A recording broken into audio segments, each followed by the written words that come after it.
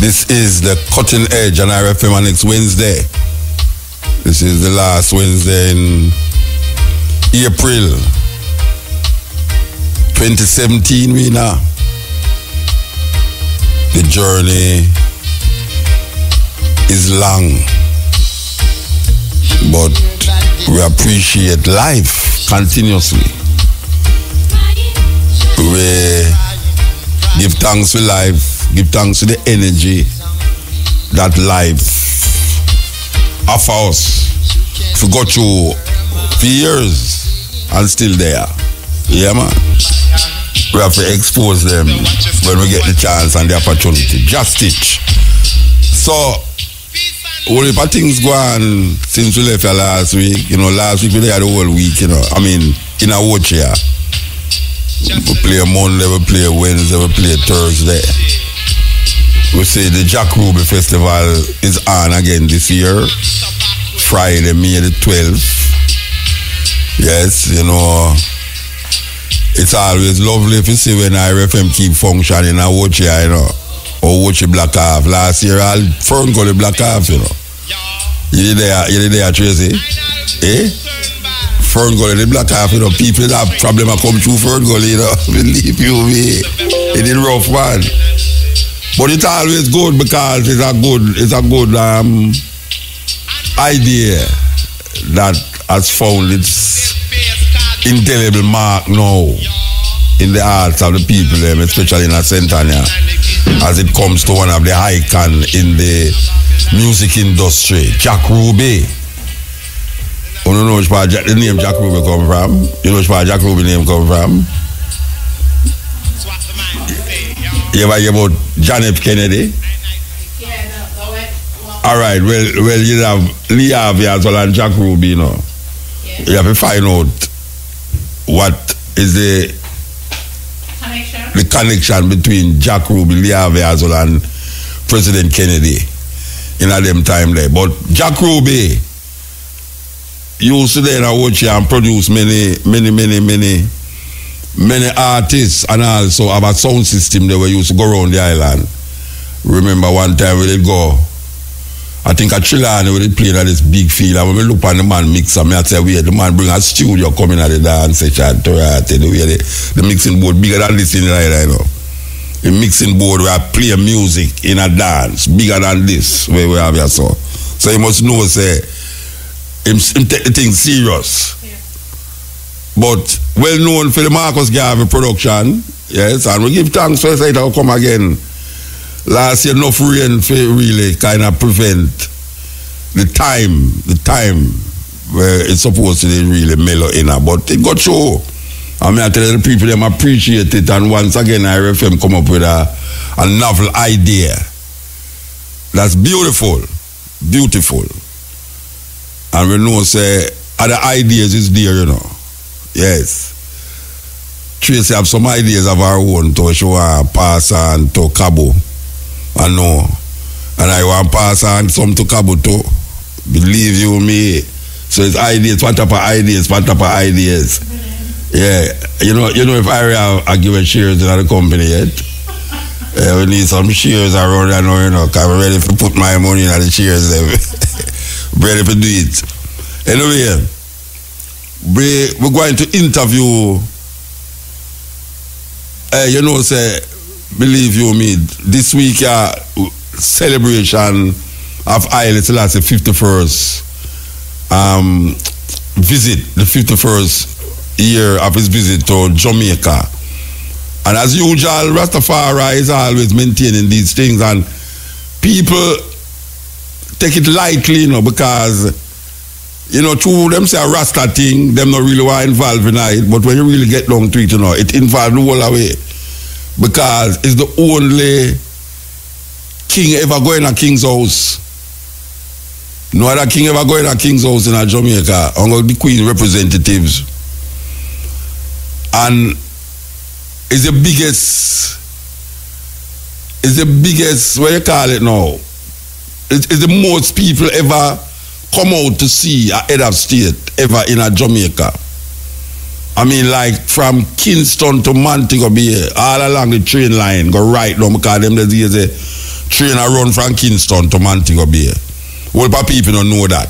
I mean, young people couldn't even think about that. Say, you know that one time when train a run from Kingston to Montego Bay. We used to take that train regular for go all a Bingy, and it used to be nice because you know you go up on the train and the train take almost 12 hours to reach a Montego Bay. 8 hours to reach a Montego Bay, and you cook up food and you know bake up things and you go up on the train, and then it used to run go to Port Antonio too, you know. Yeah, them did have train and run from Kingston to Port Antonio. People I wonder what me I talk about. Some people could have wonder when name train because you know, so you have some town people never see live chicken yet. No, they never see live chicken yet. Some town picnic never see a live chicken. They eat it every day, you know. But them never actually see a fowl or run up and dog yet. Well, I know the train supposed to be something where old people can conceive, say, train still around a Jamaica, but a backside train and all. But we are talking about train now, we're all enough people in enough coach. You understand? I sit down at the window because you know picnic love the window. Me love the window too because you see the beauty of Jamaica because it go to the internal parts of Jamaica. You know, see it in a run pan like road, like tram car. Me never know tram car, but me come see tram car line in a Kingston. Tram car come like train, you know, but I don't really train, but it come like if like you take bus and you want to go up so you take a tram car you go up so, but me never used to there. Me not so dinosaurish. But me know about train. When me used to take train, when me live at Montego Bay and we come to Kingston, we take train from Montego Bay go to Kingston and from Kingston go to Montego Bay and then they have a big train wreck, you know. Kendall, what you know about it? Your mother tell you about it? Kendall crash. And the biggest train crash in a Caribbean. Whole heap of people right down the saw Kendall. Yes, every time I pass Kendall, me remember it. That's the only thing we know about Kendall, you know, the crash. And I hear them going to revive the train service again. I know it is a long time thing for Mike Henry.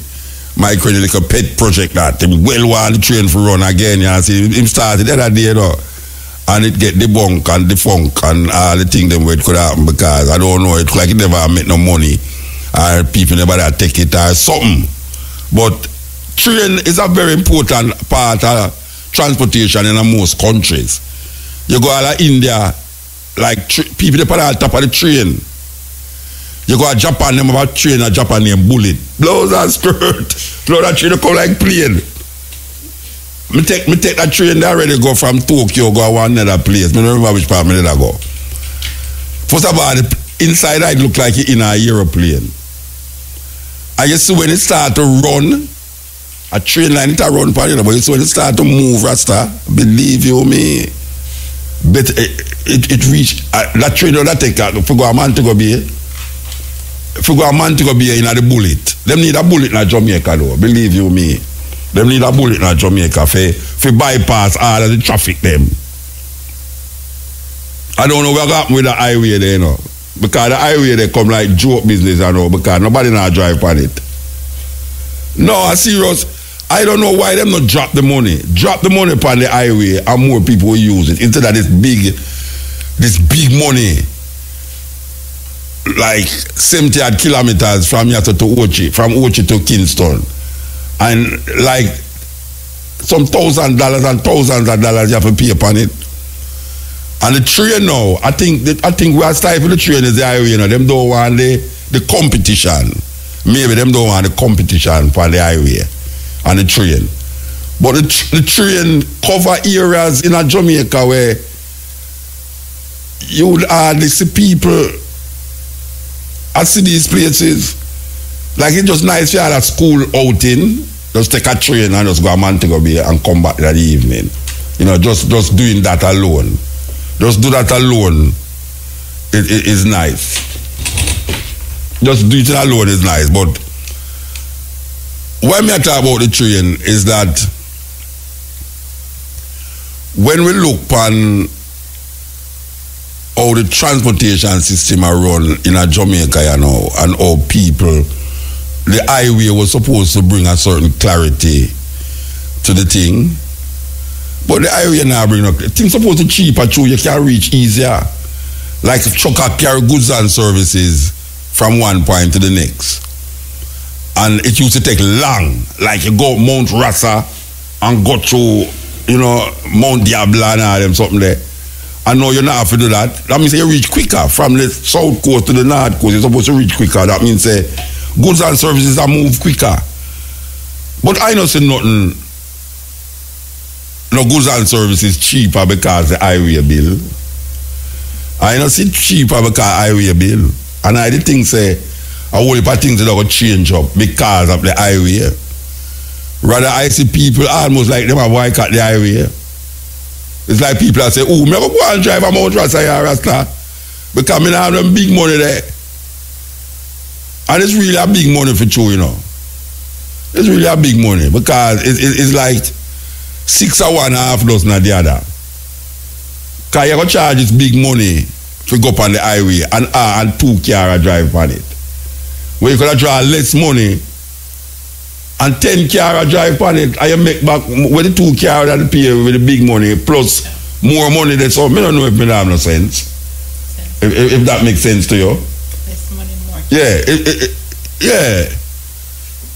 It's like make you say 2 cars at $2,000 go. Which is a lie me I tell because I'm more than $2,000. But make you say $2,000 for 2 cars for go come and watch it.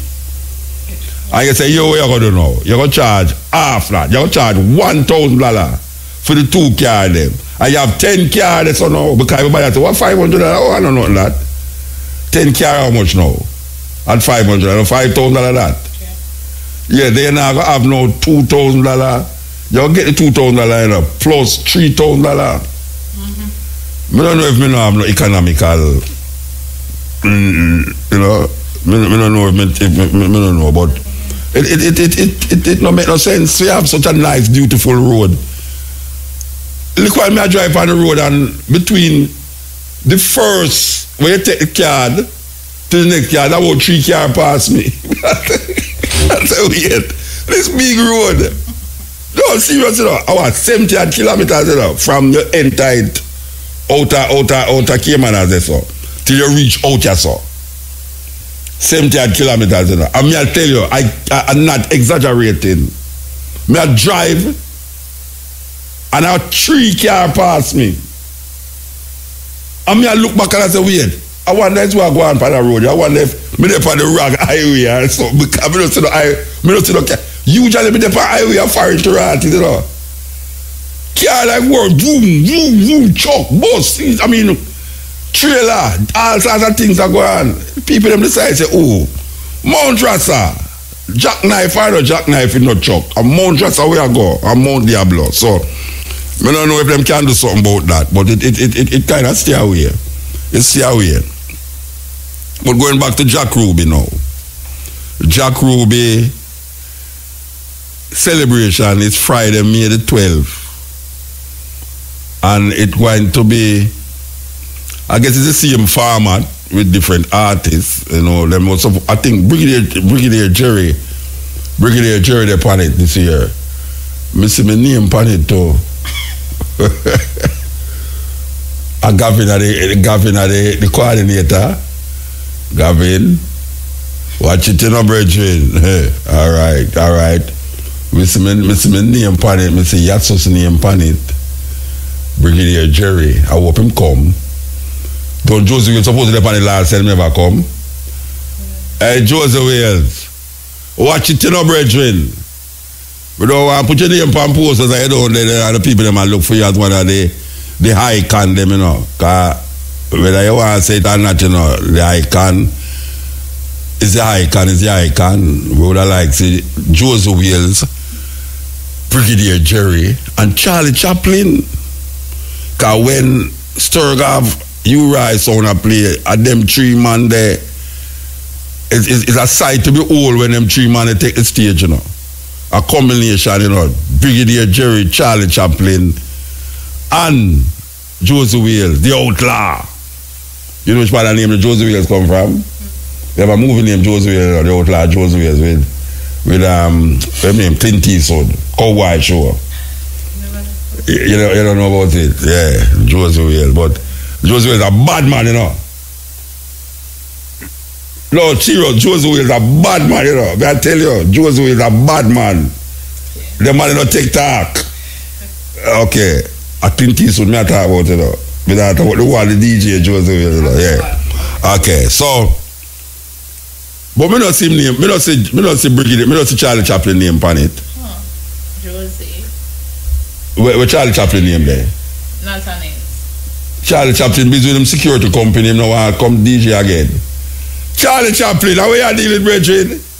Charlie Chaplin for the planet Rasta. Charlie Chaplin, Josie Wales, and Brigadier Jerry seal up the tree. I saw them work all over the world. Them work that way there. On festivals, on Sturga, foreign and all them way there. And nowadays, I see Charlie Chaplin. So nowadays, I see Josie Wales, I don't see Brigadier Jerry. No, I see Brigadier Jerry, I don't see Charlie Chaplin. The combination there. Anyway, it looked nice. It looked like a good thing. And then we see the icon there. We see Jack Scarpio.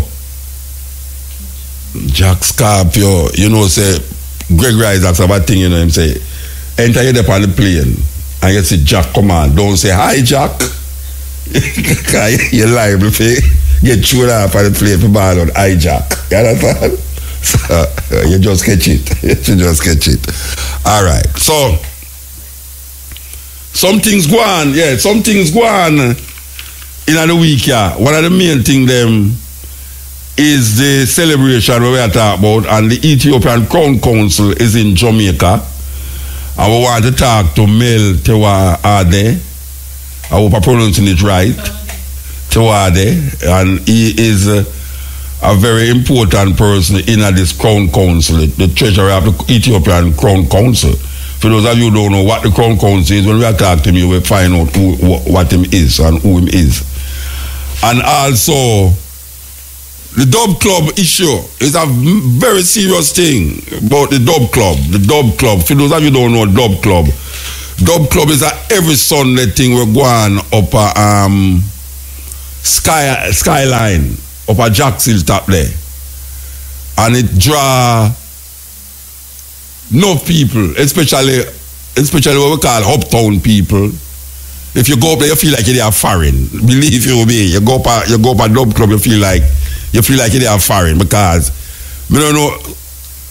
Sometimes I wonder where all them white people in Jamaica live. Can you go a certain place and see some white people and say, but me not tell them I walk on the street. But I'm really not walk on the street still.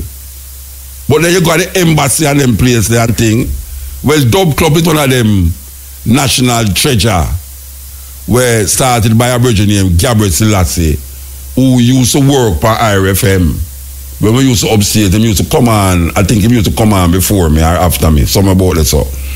But he developed it into a kind of cultural experience for roots reggae music. I want to emphasize roots reggae music as opposed to dancehall music. It's the only place in a Jamaica where I know, apart from if you hear Sturgava play, it's the only place in a Jamaica where I know where every Sunday, rain or shine, every Sunday, you can go and hear reggae music, roots music. I don't know of nowhere in a Jamaica will provide that on a continuous basis. So, the Dub Club is one of them places where all over the world you go, you hear the people say, anytime they come to Jamaica, you want them why you carry them go to Dub Club. It almost come like Bob Marley Museum. Serious thing. It's like, you know, people say, oh, I want to go to Kingston to the Bob Marley Museum. People come and all say, oh, I want to go to Kingston to go to Dub Club. And it lends itself to that kind of appeal, international. Sometimes you see coaster bus up there and a pair of white people are coming out of the coaster bus name. Well, an incident going up at Dub Club this Sunday, and you know, true, we have all these whole heap of things to deal with. You know, so I better put that till tomorrow, you know. Yeah, we're going to put it till tomorrow. Believe you me. This is the cutting edge on RFM. I talked a while ago about the Dub Club, and we are saying maybe we should just make it say till tomorrow, you know, because we have an interview here for go on.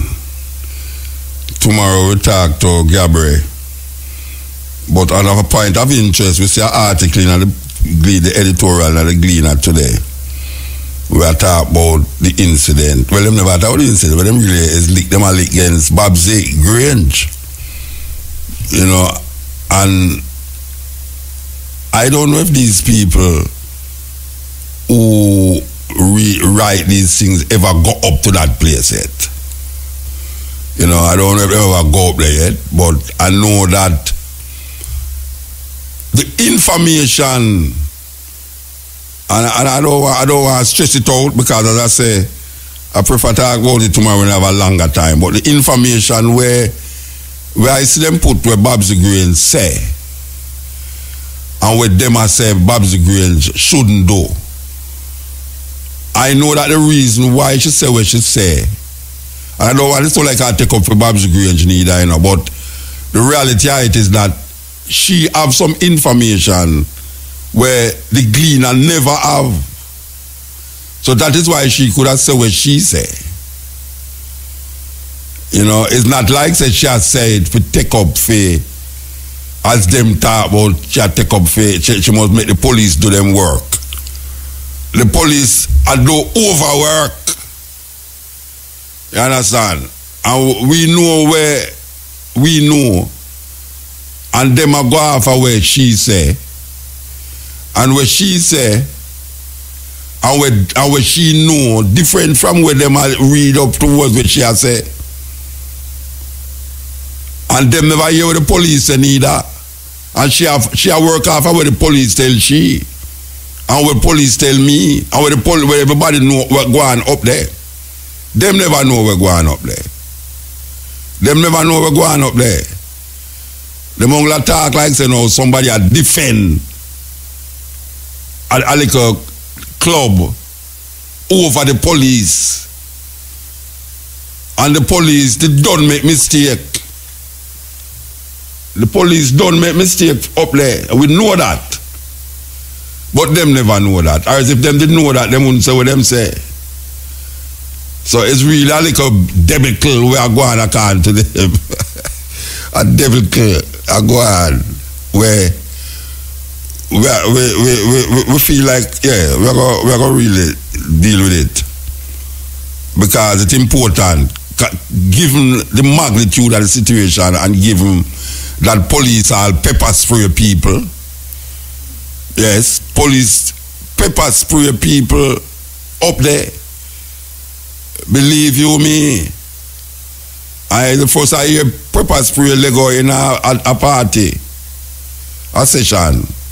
Maybe it happened and I don't hear about it, but the first I hear police going to a place go pepper spray.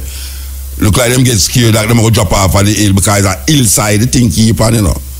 And if you have hundreds of people around you,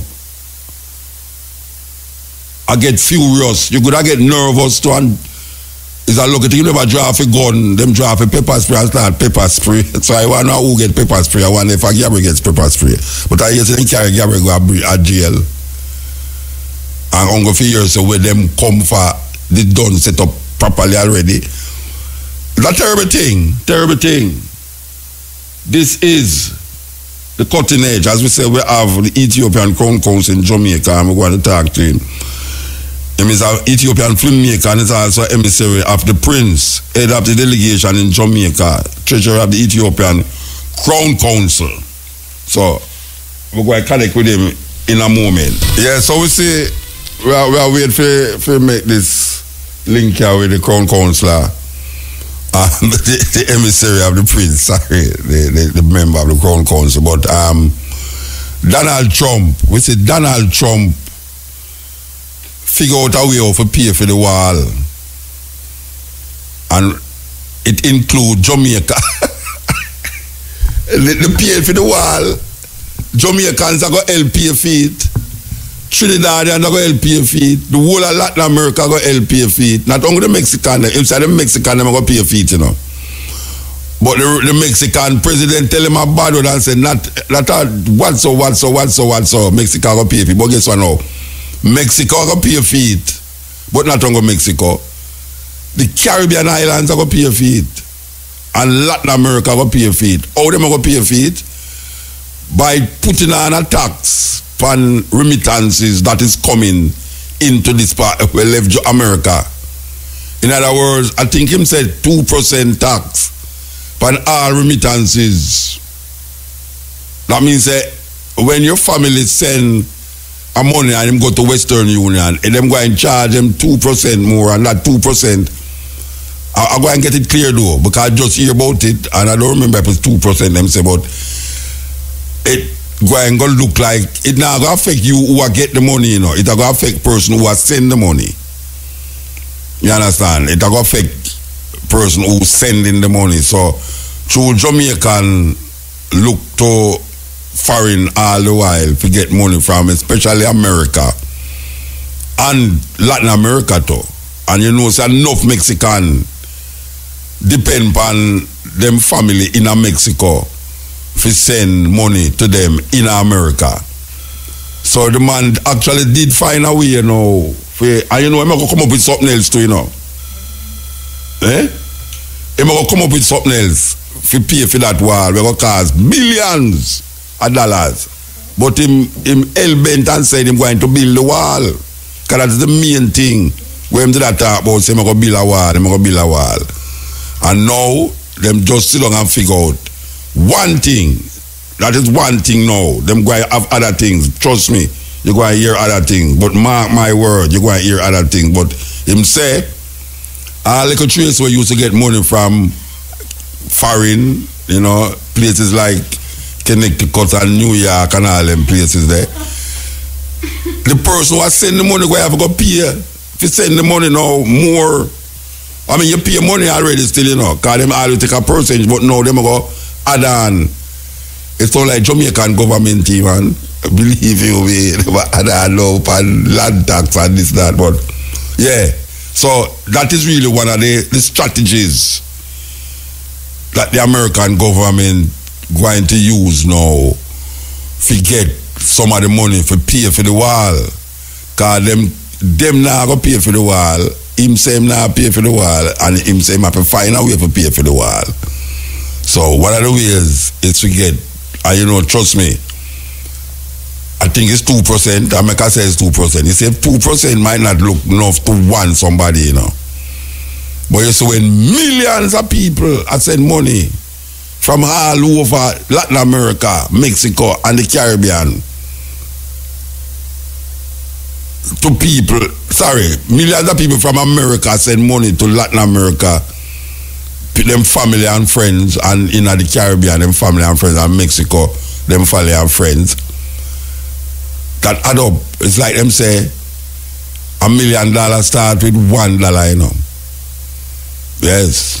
1 step, 1 mile, 100 mile. That is where the man are deal with. This is the Cutting Edge on RFM. As we say, we have Mel Tewadi. Good afternoon, good night. Good afternoon, sir. How are you? Blessed man, give thanks. Okay, I see that you're still here, man. How long you been here? How long you been here? I've been, you mean on the phone? No, in Jamaica. I came on Friday. Thursday we arrived. Thursday night we arrived. All right, so make a talk for it. What is the purpose of the visit here in this time? We came as a representative of the Crown Council, myself and Gabriel Christian, who is the counsel for the Crown Council. He's been serving as a Crown Council attorney for the last 23 years, and I've been working as a treasurer to support the Crown and Ethiopian history and the family, the royal family that has been very instrumental in getting Ethiopia to where it is. So the purpose of our trip is to thank the Jamaican people, and particularly our Rastafarian friends and family, to thank them for all the kind gesture and warm friendship that they showed him, especially to His Imperial Highness Ermias. Last year. He came last year. All right. On the 50th anniversary. Explain to the Jamaican people what is really the Crown Council of Ethiopia. A lot of people might hear you talking about Crown Council and don't know what you're talking. What is the Crown Council in Ethiopia? Okay, the Crown Council basically was founded many years ago. It's not something that just came about. It is it's the job of the Crown Council is basically really to advise the king or the queen what actions need to be taken in areas of public relations, foreign policies, and what needs to happen, and to rectify things that might have gone haywire, and so to make sure that the royalty gets a significant amount of support and help from the crown, that is basically that counsels it on an ongoing basis. But if there's no king and there's no queen, what are you counseling? We are counseling the Ethiopian royal family. There are. I must correct that, because there is a king and there is a queen. There's a 3,000-year-old dynasty. It doesn't die because of some communist trifles. No, I know. But no, I know that. But what I'm saying that you advise the king or you advise the queen, but you can't advise a dynasty. So I'm asking you, if you are advising the king or the queen, and there's no king and no queen at the moment there, yes, what is your advisory? What is the form of your advising? Yeah, the form of the advisory at this point will probably be working on the various. It probably will not be the monarchy. We would want it to see it in the form that it was for a long time. Yeah. We have to move with the times, and it has to modernize itself. So basically, whether it's going to be some type of constitutional monarchy, Ethiopia will be looking into those type of things over a period of time.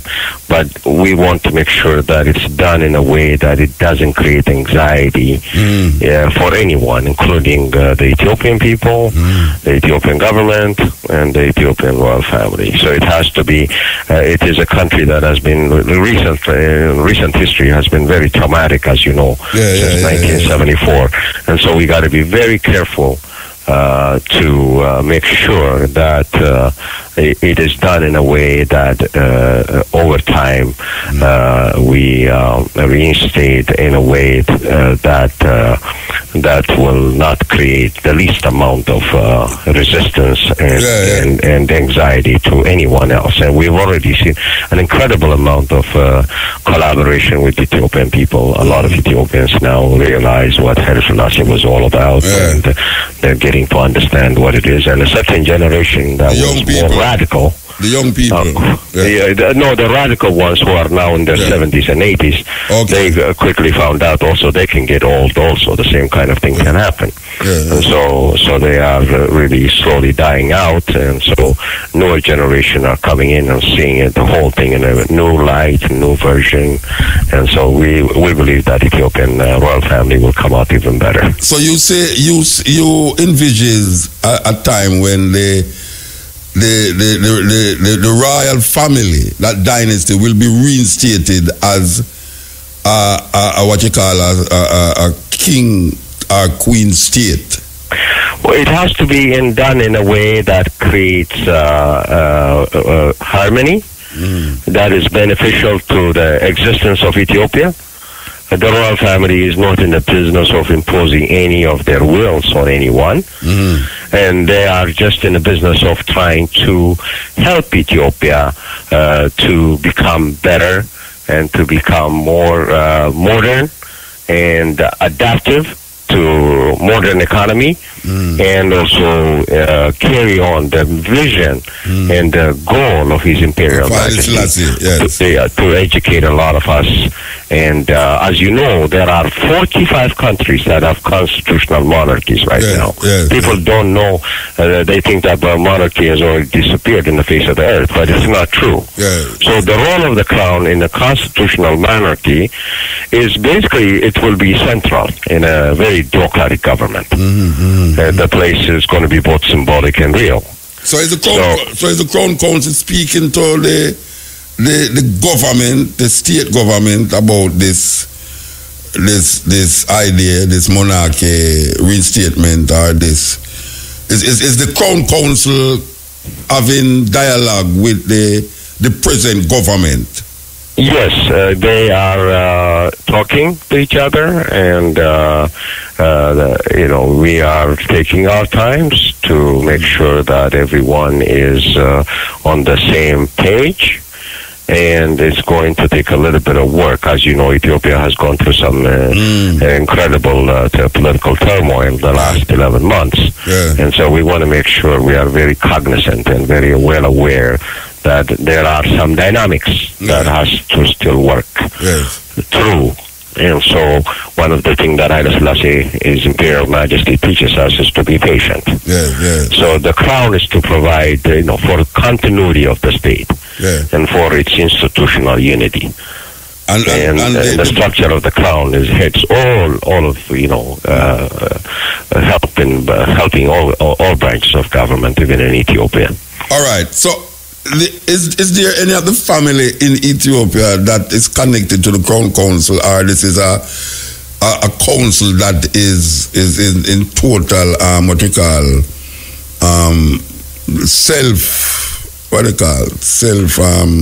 independently?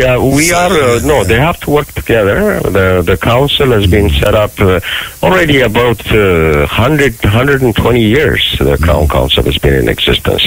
So the previous president was Ras Kasa.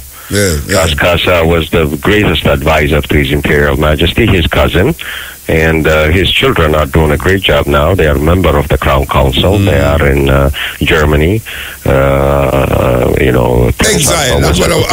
Dr. Prince Asfa Wasson, who lives in Germany, has been very instrumental in the Crown Council, and of course, Prince Ermias has been selected as the president of the Crown Council. The word I was looking for is self-imposed exile. Is all of the families exiled abroad out of Ethiopia, and they are still members of the royal family in Ethiopia itself?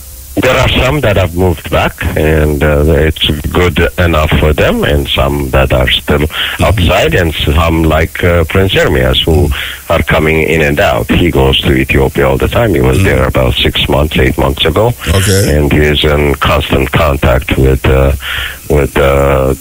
embassy, and they're working on various things, and I also want to tell you that we've got, hopefully this summer, an upcoming event. The Crown Council has been invited to celebrate, just like Jamaica, the 50th anniversary of His Majesty's visit to the state of Australia. So where will that be taking place?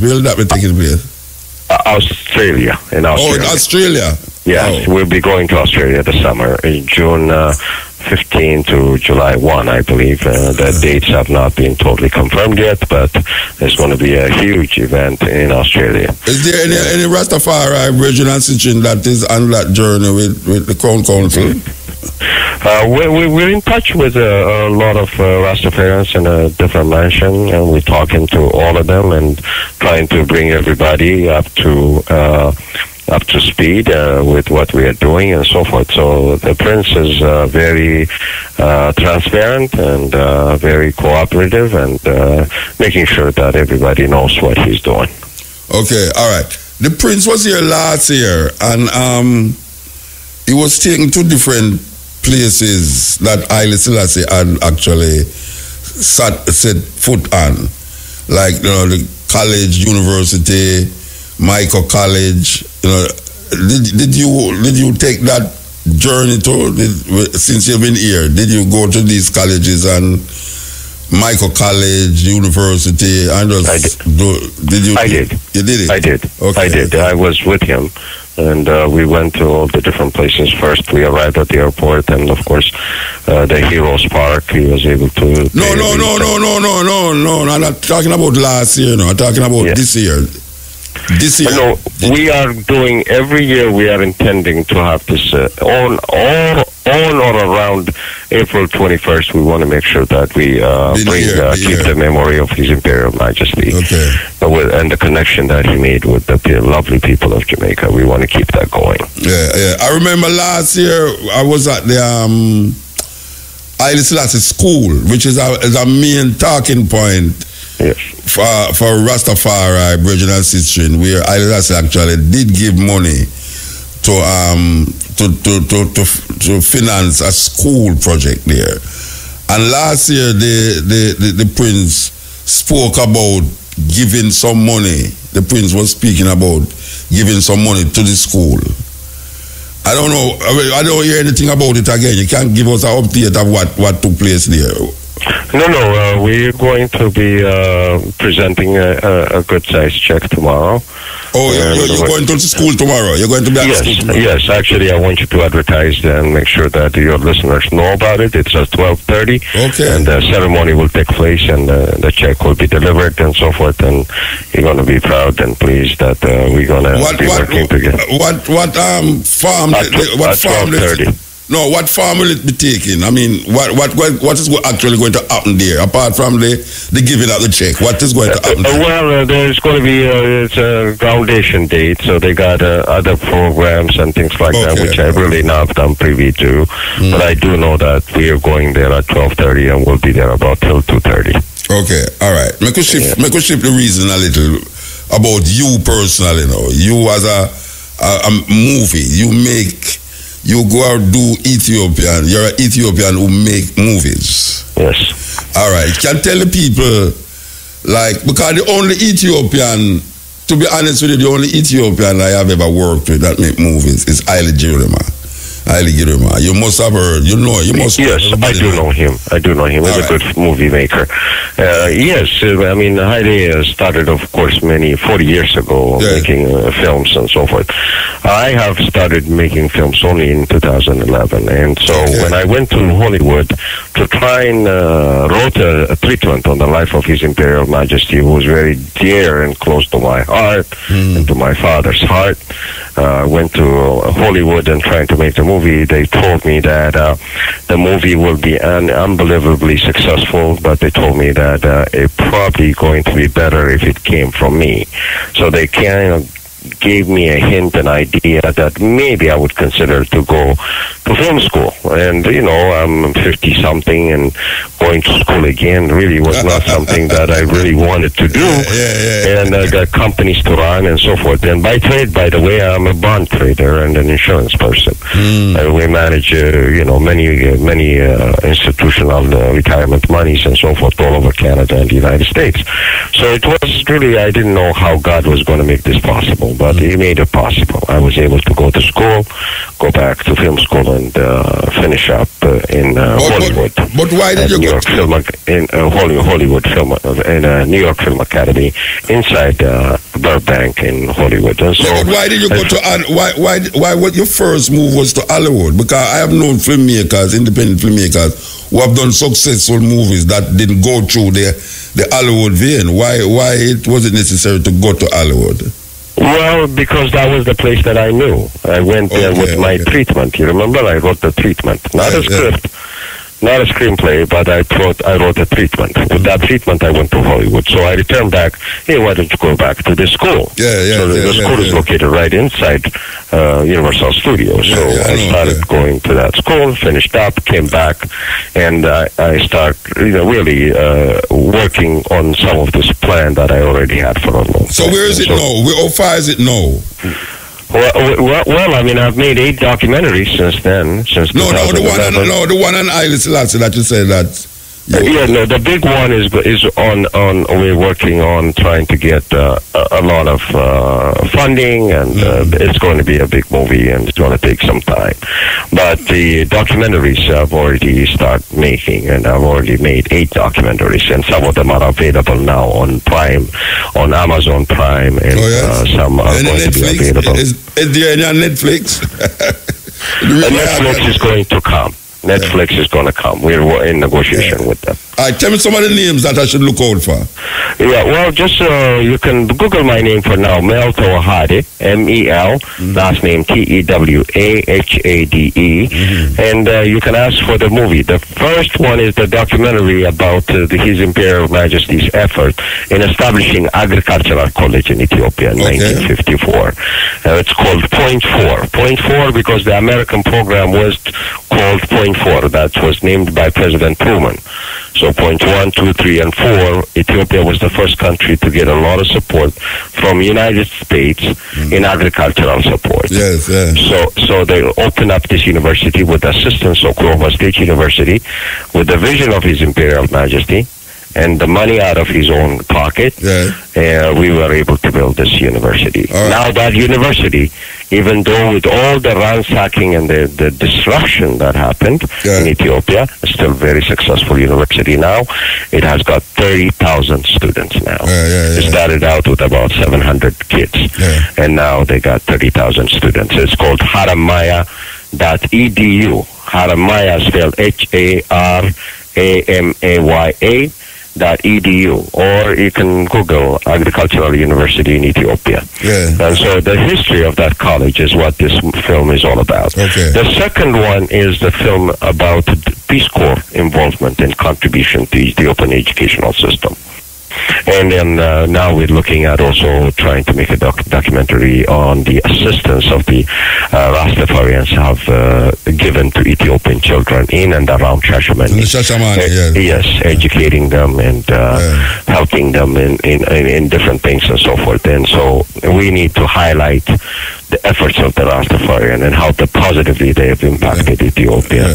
And Shashamane, unfortunately, when they arrived, Ethiopia went the wrong direction, and a lot of disruption happened again to the property that was given to the Rastafarians too, because everything was confiscated by the communists. Give us a little synopsis of your connection and your history with Haile Selassie himself.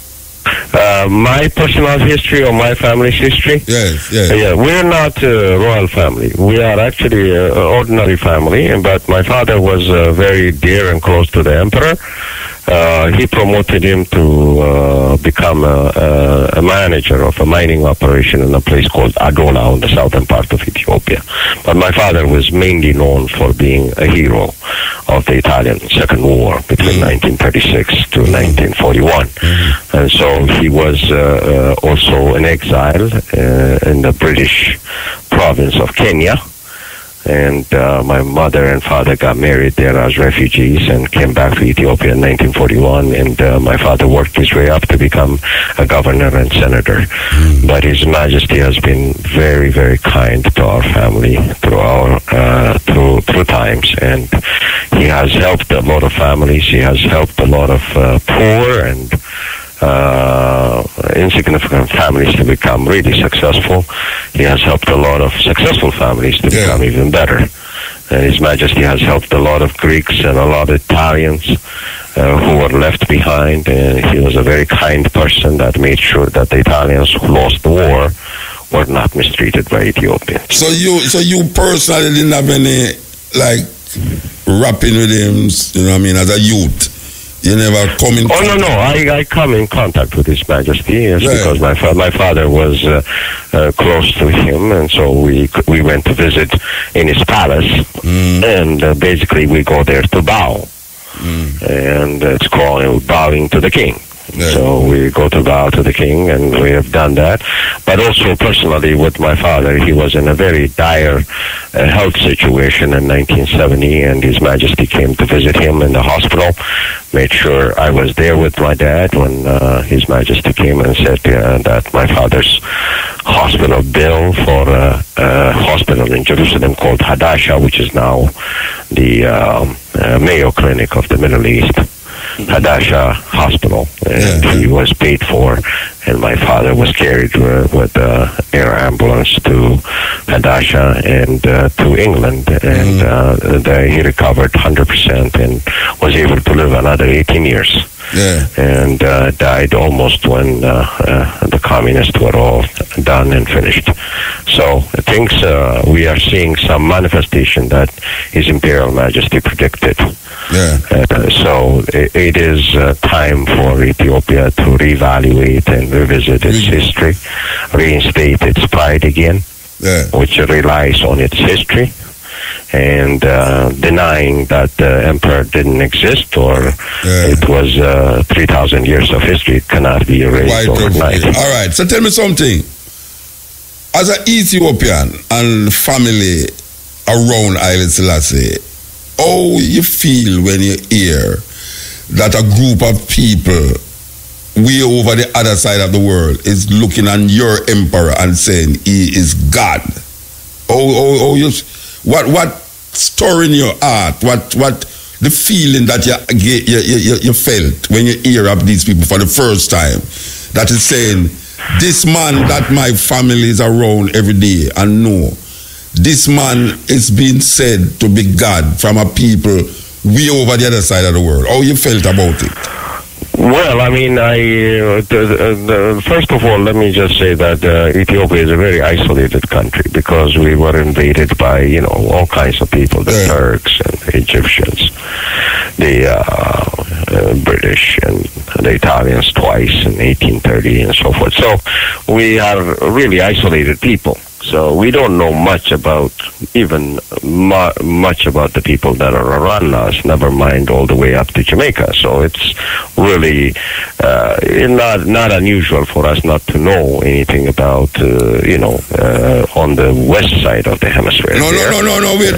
And I'm asking you if you knew, I'm saying that the first time you heard that there's a group of people way over the other side of the world that is saying that a man who you know and your family is around, the first time you heard this idea that Haile Selassie is God, how did it strike you first, personally? Well, I could understand the personality of Haile Selassie being almost really a beautiful human being who has inspired a lot of people when things didn't look good for a lot of people. And so I really didn't have a whole lot of problem understanding that a person can be looked upon in different manifestation. Haile Selassie is not the first human being that was thought to be God. So really, I mean, it's the kind of lovely personality that he has, and the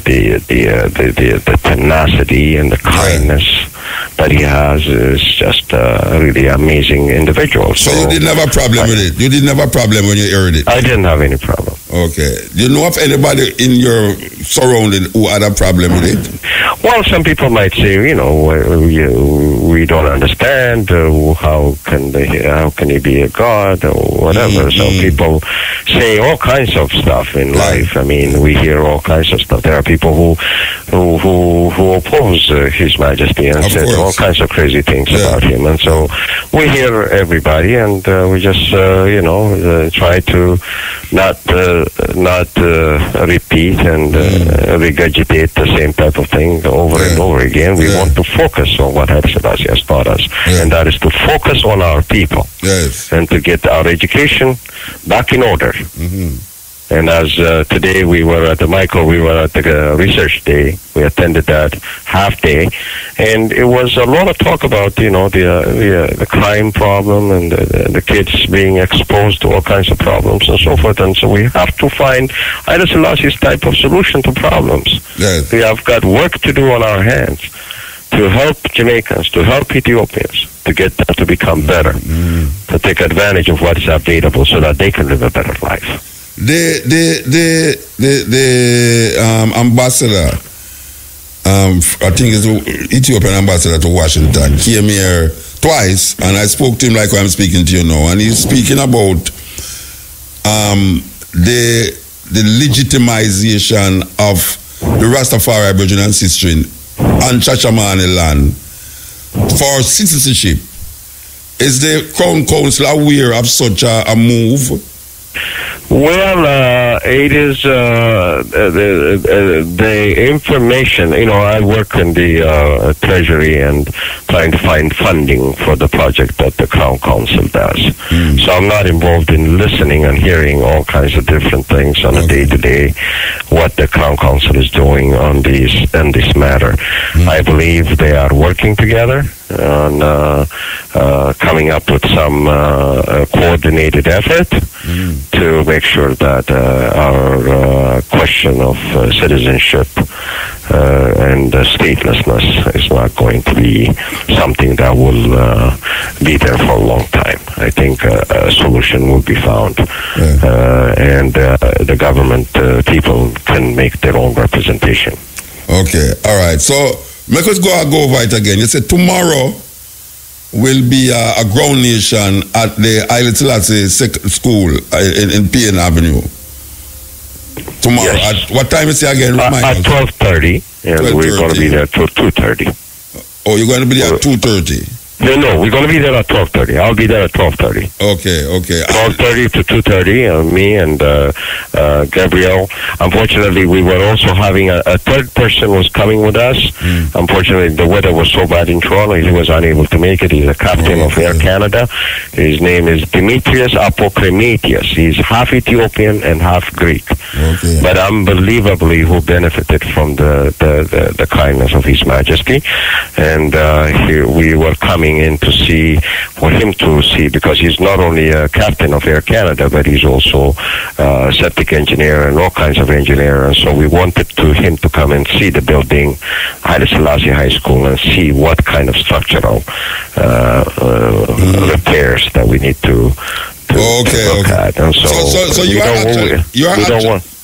you're actually here to fulfill what the Prince had said last year.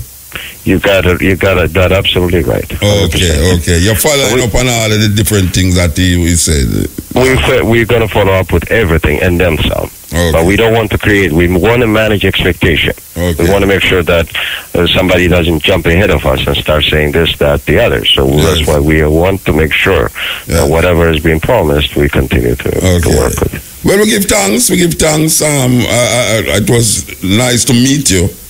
Thank you, Muta. Thank you for everything that you're doing to promote, the Rastafarian cause and help our brothers and sisters to regain our pride and be able to work to economic and financial emancipation. By the way, the movies that you make, are they in English? They're all in English. They're all in English, okay. They're all in English. They will be available. I will even try and see if we can make them available here in Jamaica. Yeah, maybe we can show them at the university. Yes, I've already given some of the film to Dr. Barnett, who has been helping me. So Dr. Barnett will have to take the time from time to time, show the movies, and everything that we do is going to be free. Okay. Give thanks. Thank you, Muta. Yeah, man, Harry. Have a good night. Good night, yes. That was the representative from the Ethiopian Crown Council, emissary of the Prince, Ethiopian filmmaker, head of the delegation in Jamaica, treasurer of the Ethiopian Crown Council, Mel Tawadi. And as you hear him say, tomorrow there will be a gathering at the Haile Selassie School where some of the promises that was made by the Prince last year will be fulfilled, including the financial promise, the donation to the Haile Selassie School, also the presentation of plaques and our tokens will be made to the various mansions of the Rastafari in appreciation of the welcome accorded to the Prince. So tomorrow there will be a presentation of plaques or tokens. And the presentation will be done at I think it was done today at the university, Michael University College for research there. You heard him say he was there today. And well, I don't know if all of these things have been done. I think a lot of them have been done already, so we don't need to go over them. This is the Cutting Edge on IRFM. Yeah, this is the Cutting Edge on IRFM. I tell you. So, we never play this. Well, we're going to play it now. Welcome to Jamaican Roots and Culture. I'm Pat Clark. April is observed annually as Agriculture Month. Oh, yes. Let's love the farmers, yes, the hustlers, the jugglers. Oh yeah, touch out through the rugged terrain, but still never get weak under the strain. Farmer man, continue plugging on. One of the first agricultural crops of great significance in Jamaica was the sugar cane. White gold, as the British colonists called it, was the engine of the slave trade that brought millions of Africans to the Americas, beginning in the early 16th century. The history of every nation in the Caribbean, including Jamaica, has been impacted in one way or another by this crop. The Spanish were the first to import natives from Africa to be enslaved in the New World. Unable to find gold and other precious metals in Jamaica, the Spanish saw little use for the island and hardly resisted the invasion of British soldiers in 1655. Noting sugarcane's potential as income for the new settlements in the Americas, Europeans were already hooked on sugar coming from the eastern colonies. Spanish colonizers snipped seeds from the Columbus fields in Dominican Republic and planted them throughout their newly captured Caribbean colonies. By the mid-16th century, the Portuguese had brought some to Brazil, and soon after, the sweet cane made its way to British, Dutch, and French colonies, as well as to Jamaica, Barbados, and Haiti. It wasn't long, however, before the early settlers realized they were lacking sufficient manpower to plant, harvest, and process the back-breaking crop. The first slave ships arrived in 1505 and continued unabated for close to 400 years. Most came from Western Africa, where Portuguese colonies had already established trading outposts for ivory, pepper, and other goods. They also embarked on a trade in natives from Africa who they captured to be sold into slavery on sugar plantations in the New World. The human cargo was shipped across the Atlantic on a horrendous voyage known as the Middle Passage. Slavery was the key component in what historians called the Triangle Trade. Natives from Africa, mainly from the Fanti, Ashanti, Coromantee, Igbo, and Yoruba regions, were continually imprisoned and shipped over from Africa, then put to work on sugar plantations in appalling conditions. The slaves would have to be up at 4 o'clock in the morning and work in the fields until sunset. A worker would yield up to 6 tons of raw crop a day. Slaves were burned, strangled, and otherwise tortured to terrorize them into obedience. Slave revolts punctuated the 18th and 19th centuries, and freedom was finally granted in 1838. A drop in sugar prices eventually led to a depression that resulted in an uprising in 1865. The following year, Jamaica became a crown colony and conditions improved. Introduction of banana crops reduced dependence on sugar. Independence from Britain was granted in 1962. The government became a democracy. Today, the island's economy relies mostly on agriculture and tourism industries. The sugar industry is the oldest continually operating industry in Jamaica, generating the third largest foreign exchange after tourism and bauxite. And now, to end Jamaican roots and culture, our famous black quotation is in the form of a poem. Sugar. Sugar, to my people you have never really been sweet. You placed the shackles on our feet. To our lips your taste was deceiving. For centuries you left our ancestors grieving. Scars exposed from cruel lashes, Africans embroiled in freedom clashes. All because of the sugar cane. My people suffered so much pain. Even after freedom we gained, your legacy with us still remained. Haunted by your strange addiction, diabetes is now our common affliction. A chronic disease, my people, you've seized as mindlessly our taste buds we tried to please. To break the cycle, we must learn that for your unnatural calories, we should never yearn. S. Surely you have caused us distress. U. Under your spell, our health is a mess. G. Great is our desire for you. A. Afflicted are many by the harm you do. R. Ritualistic lifestyle. Sugar in your coffee, sugar in your tea, sugar in your bloodstream. Sugar, are we free? For Jamaican Roots and Culture, I'm Pat Clark.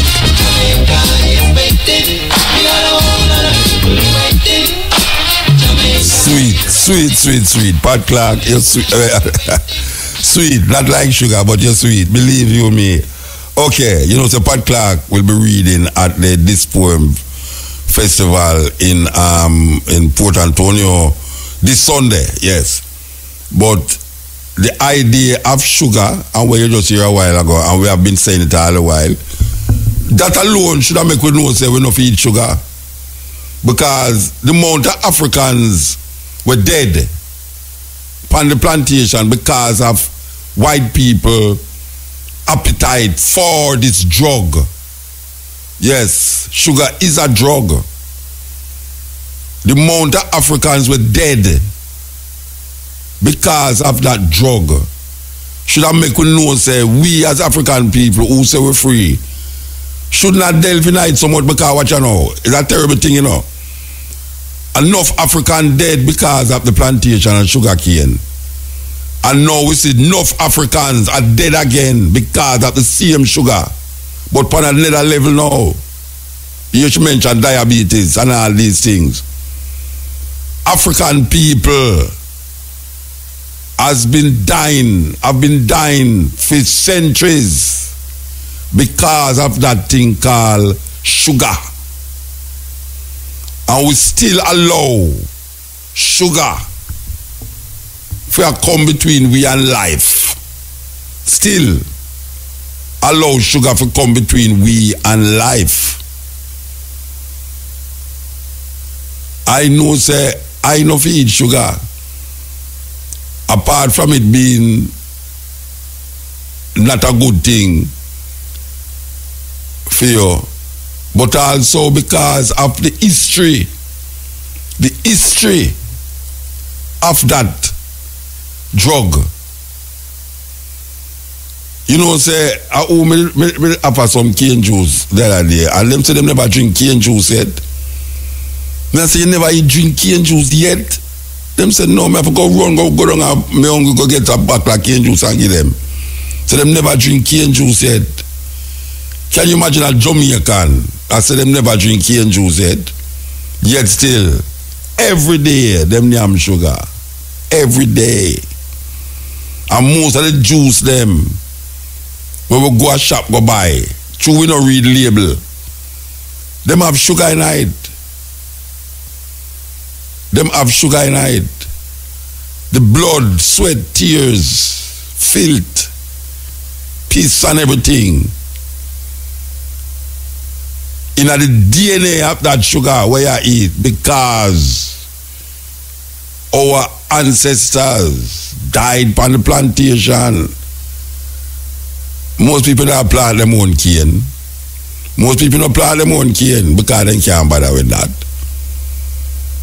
The thing, you know, is that I mean, I promote if you go drink enough cane juice like me, or if you just love drink cane juice, but the thing with cane juice is that it go in here and come out same time. The thing with sugar is that it's stuck in here. Stuck. Terrible thing. We should have recognized that. So we give thanks to Pat Clark for bringing to our attention again the idea of slavery and sugar, and also or we know who claims that we're free. We claim that we're free, you know. But we still make sugar in slavery. Some people can't drink nothing, name juice, without them put sugar in there. Or them can't even drink them tea without sugar in there. Imagine that. You make some bush tea and you have to put sugar in it. What the purpose of that? What the purpose of putting, you have fever grass and you put sugar in it? What the purpose you drink orange juice and you put sugar in it? And I know why some people make pine juice and put sugar in it, because they boil the skin and then have to sweeten it, rather than get a juice extractor and juice the actual fruit itself. When you juice the actual fruit, you say you don't have to put sugar in it again. But then some people do that too, because they want to lengthen them, throw water in it and they mix it up again with sugar. It's a terrible thing, and that's what we have to understand. We have to understand the part sugar play in our enslavement, and it's still up to this day playing a part in our enslavement. We have to understand that. Sugar, not a lovely thing. Just like the condemned milk. Because the condemned milk have sugar in it too. And condemned milk supposed to be sweet, you know. But it's condemned milk. It's sweetened with sugar. And then now you put it in a... People have mixed all that of things. Sour sap juice, them put milk in it. I mean, you have drink milk and you put milk in it. I mean, it's a terrible thing. Them halfway. Them halfway, though. Them halfway. I know the weirdest thing about it. The people them who cause us to be addicted to this thing come out of them addiction.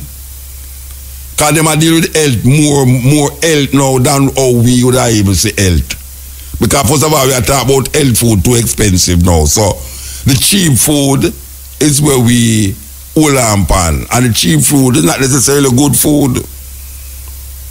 Because when you name the cheap food and you get sick, you have to pay more money for go to a doctor than if you did go buy the food where you claim it's dear. We could have prevent you from going to the doctor. That we are talking about. Prevention is better than the cure. So the argument about health food too expensive is because you look on the immediate thing. But you have to look on the effect, the cause and effect. When you buy these things with them a sell gear, they must sell some things here. I mean, really and truly, we have to take a stock, black people. Take a stock, because them gone, we are ahead, you know. Them gone, we are ahead. Some guy posted my first video on YouTube, and let me tell you, things are getting hot. But don't let my white friends stop you from hearing the truth. Some of my white friends are upset, and for good reason. It's not every day you people get to see the inside secrets we whites have used for decades to dominate people of color. But don't fear. My white friends are just mad, because once you know all the secrets to gaining real black power, they will no longer be able to rule over you, because basically you blacks are the cash cow for white economics, and it has always been this way. Now, let's get back down to business. Today, I'm going to give you 3 more tips to gaining real black power. And this time I will try to keep it short. Last time we spoke about unity, religion and economics. And while these are very important to establishing black power, there are other factors, more subtle, which you will need if you were to ever rule the world again. The first is self-image and self-love. The reason why you spend so much time trying to be friends with us white people is because you really don't want to be friends with yourselves. Your issue with self-image is a psychological one, which we implanted when we gave you our religion.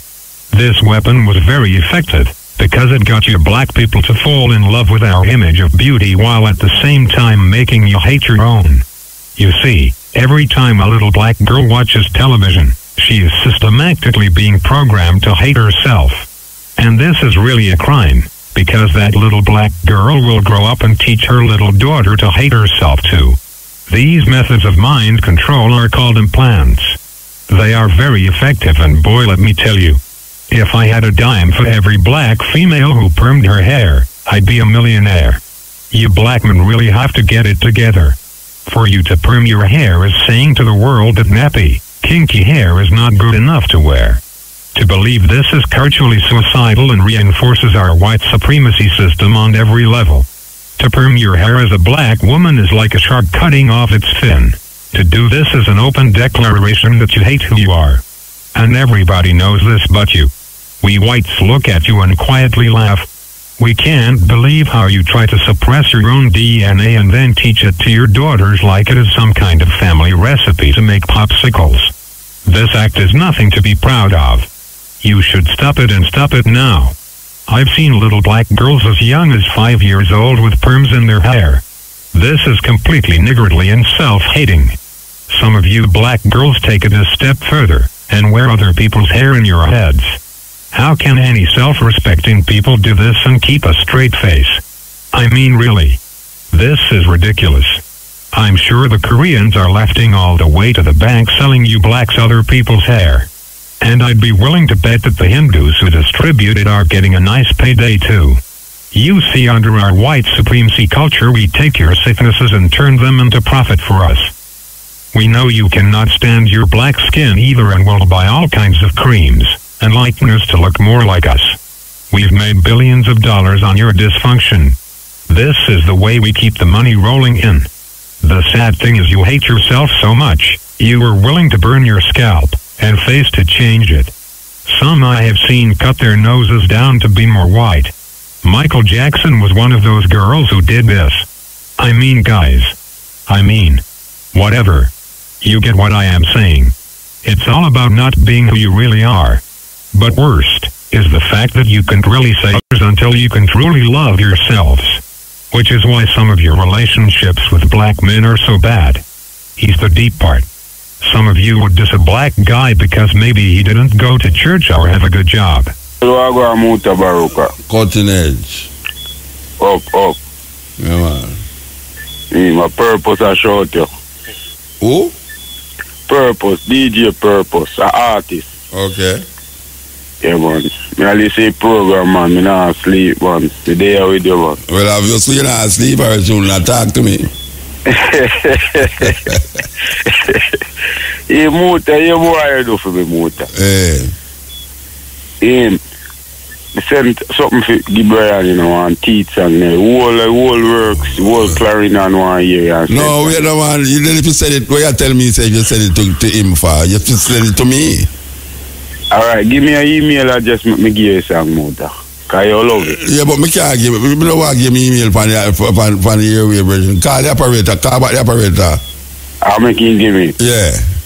Alright, me boy. Yeah, big up yourself and enjoy your program. Yeah, man, give thanks. Yeah, here goes. We ready? Alright, make us sure.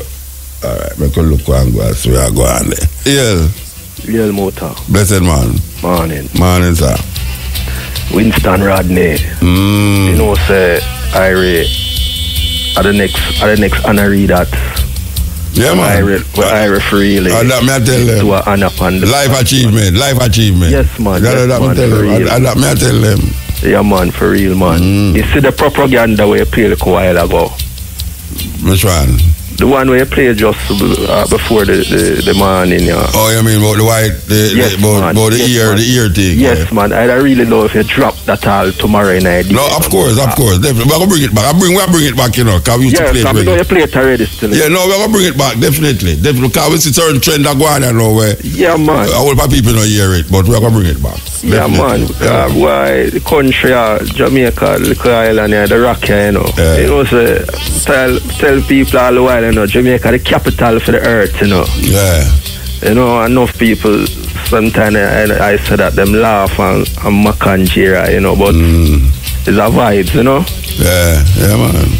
Yeah, man. You just go and do the eye work same way and thing and give thanks, Bridget. Yeah, man. Love how you go on with it, you know, Motor. Cameroon Mountains, we go there. Yes, Eel. Yeah, man. Blessed man. Blessed morning, man. Morning, sir. Rumlian. Now I say differently. Mike Henry. Yeah. Hungry in a parliament, in a Queen Elizabeth parliament, know about repatriation and reparation. Reparation. And repatriation. Don't give him alone know about it. No. So the next guys, them, well, you them know, black so, on him. Nah, say nothing about that. Because at least somebody have to there for hold it still, but I don't know why. You ask me why them not said. I don't know. Yeah, because them now in a parliament and don't give one when you look like the 95% house we are talk about them not say nothing about that. Yeah.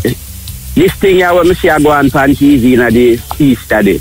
What that? I mean, this Jesus so they carry. I say to the people, I mash up the people them every again. That talk patwa. You see it? Yeah. Oh yeah. Yeah, brother, they called me last week and talk about it.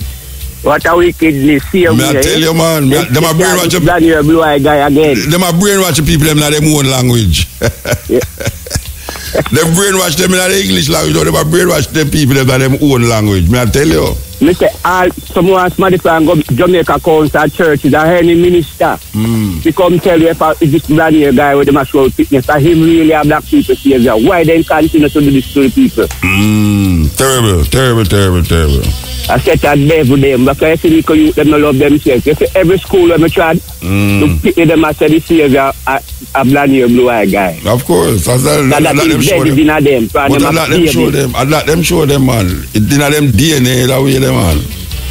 Okay. Blessed man, give thanks. Anyway, repatriation, I say, yes, sir. Give thanks, brethren. You know, the Friday other day we play that tune, everybody I think there's a new tune.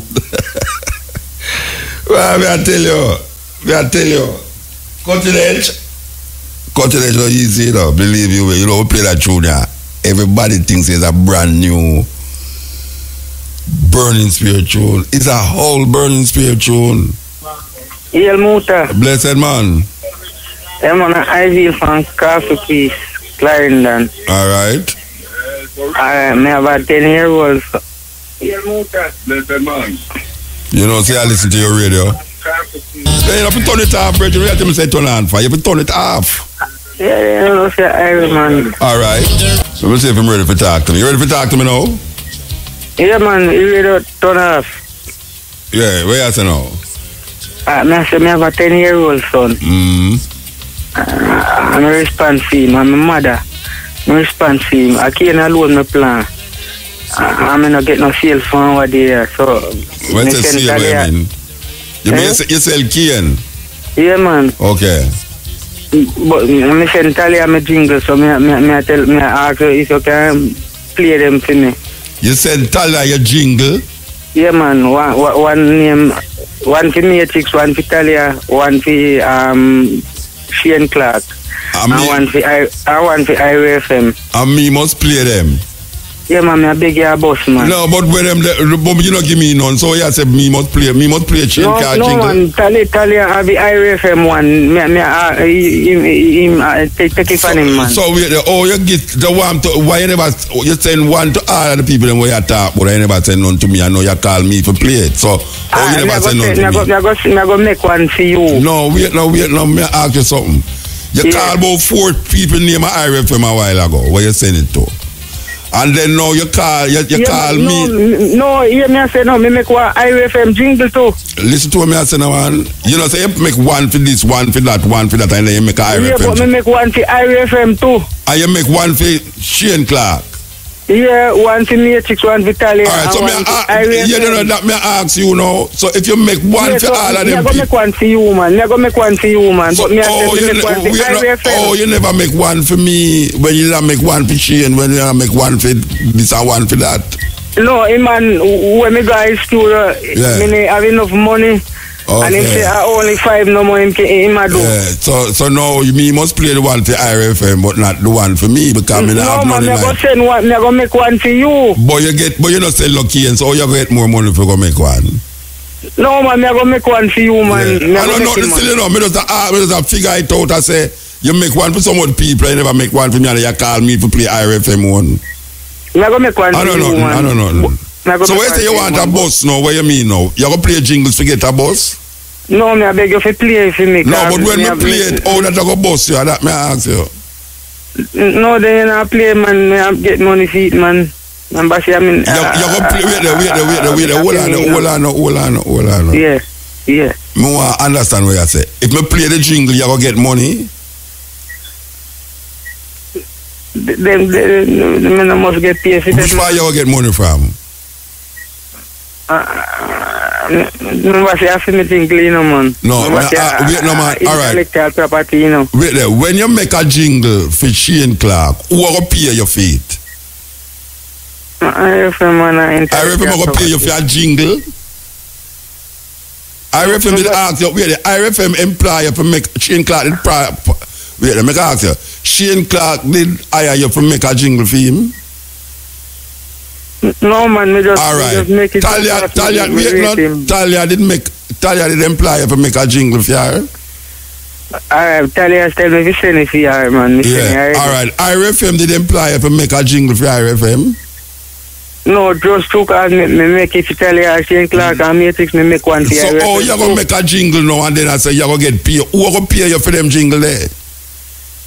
Anybody who play them, man. So when me play it now, what me must pay? So when me play it now, me must pay you? No, man. IRFM now pay you for jingle, brethren.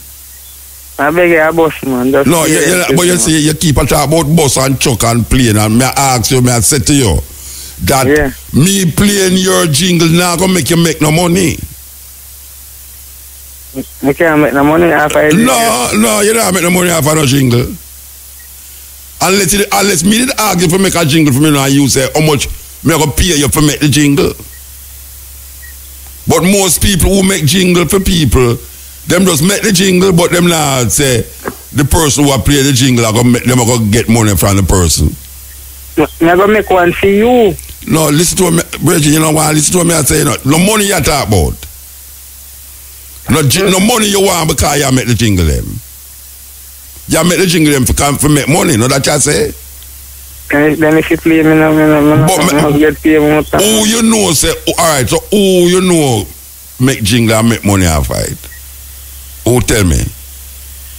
Entertainer them, most of them. Oh, like, which entertainer you know make a jingle for anybody for RFM and make money off it? Me think make one year. No, listen to me now, man. Me say, who you know make a jingle for anybody for RFM and make money off it? I don't know if them will make money, but most entertainer they make jingle, man. No, me never ask you if most of the entertainer make. Me say, listen to me, I ask you now. Me say, no. True, you say who me know me. I tell us them. You don't know none of them, but yeah. So all right. So all you know now, say when people make jingle, they make money off it. I don't know if they make money, but Brethren, I can tell you something now. If a jingle you are weird pan for make money, I better you just go and sell your cane. So in sitting there now make jingle, ching and them man there. So you think they make jingle and make money off of the jingle? You think so when ching or chicken king or whosoever they matter about, you think they make money off of it? No. So may I ask you a question, why you not record a song then? Why you not record a tune instead of make a jingle? Why you not record a tune? Oh yeah. Eh? The time when you are take your key and money for make jingle for fees and you are going to make boss. We need to look in. No, but where you get the money from for make jingle? Where you get the money from? Because you tell me say you don't. You know say that $1,000 me they have motor. And you take the $1,000 and make jingle? Because you're going to make more money, more than the $1,000 when the jingle play.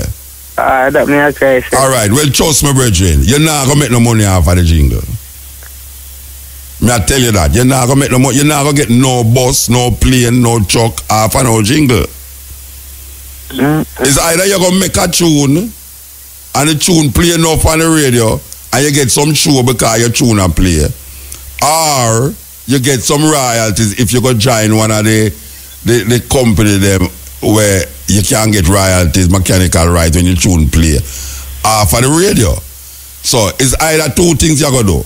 One, you're going to make a tune and it play upon the radio and you can sign up and get royalties off of it, or you're going to get a tune on the radio, it will get so popular that people are going to ask you to come on them show and so you're going to make money off of it.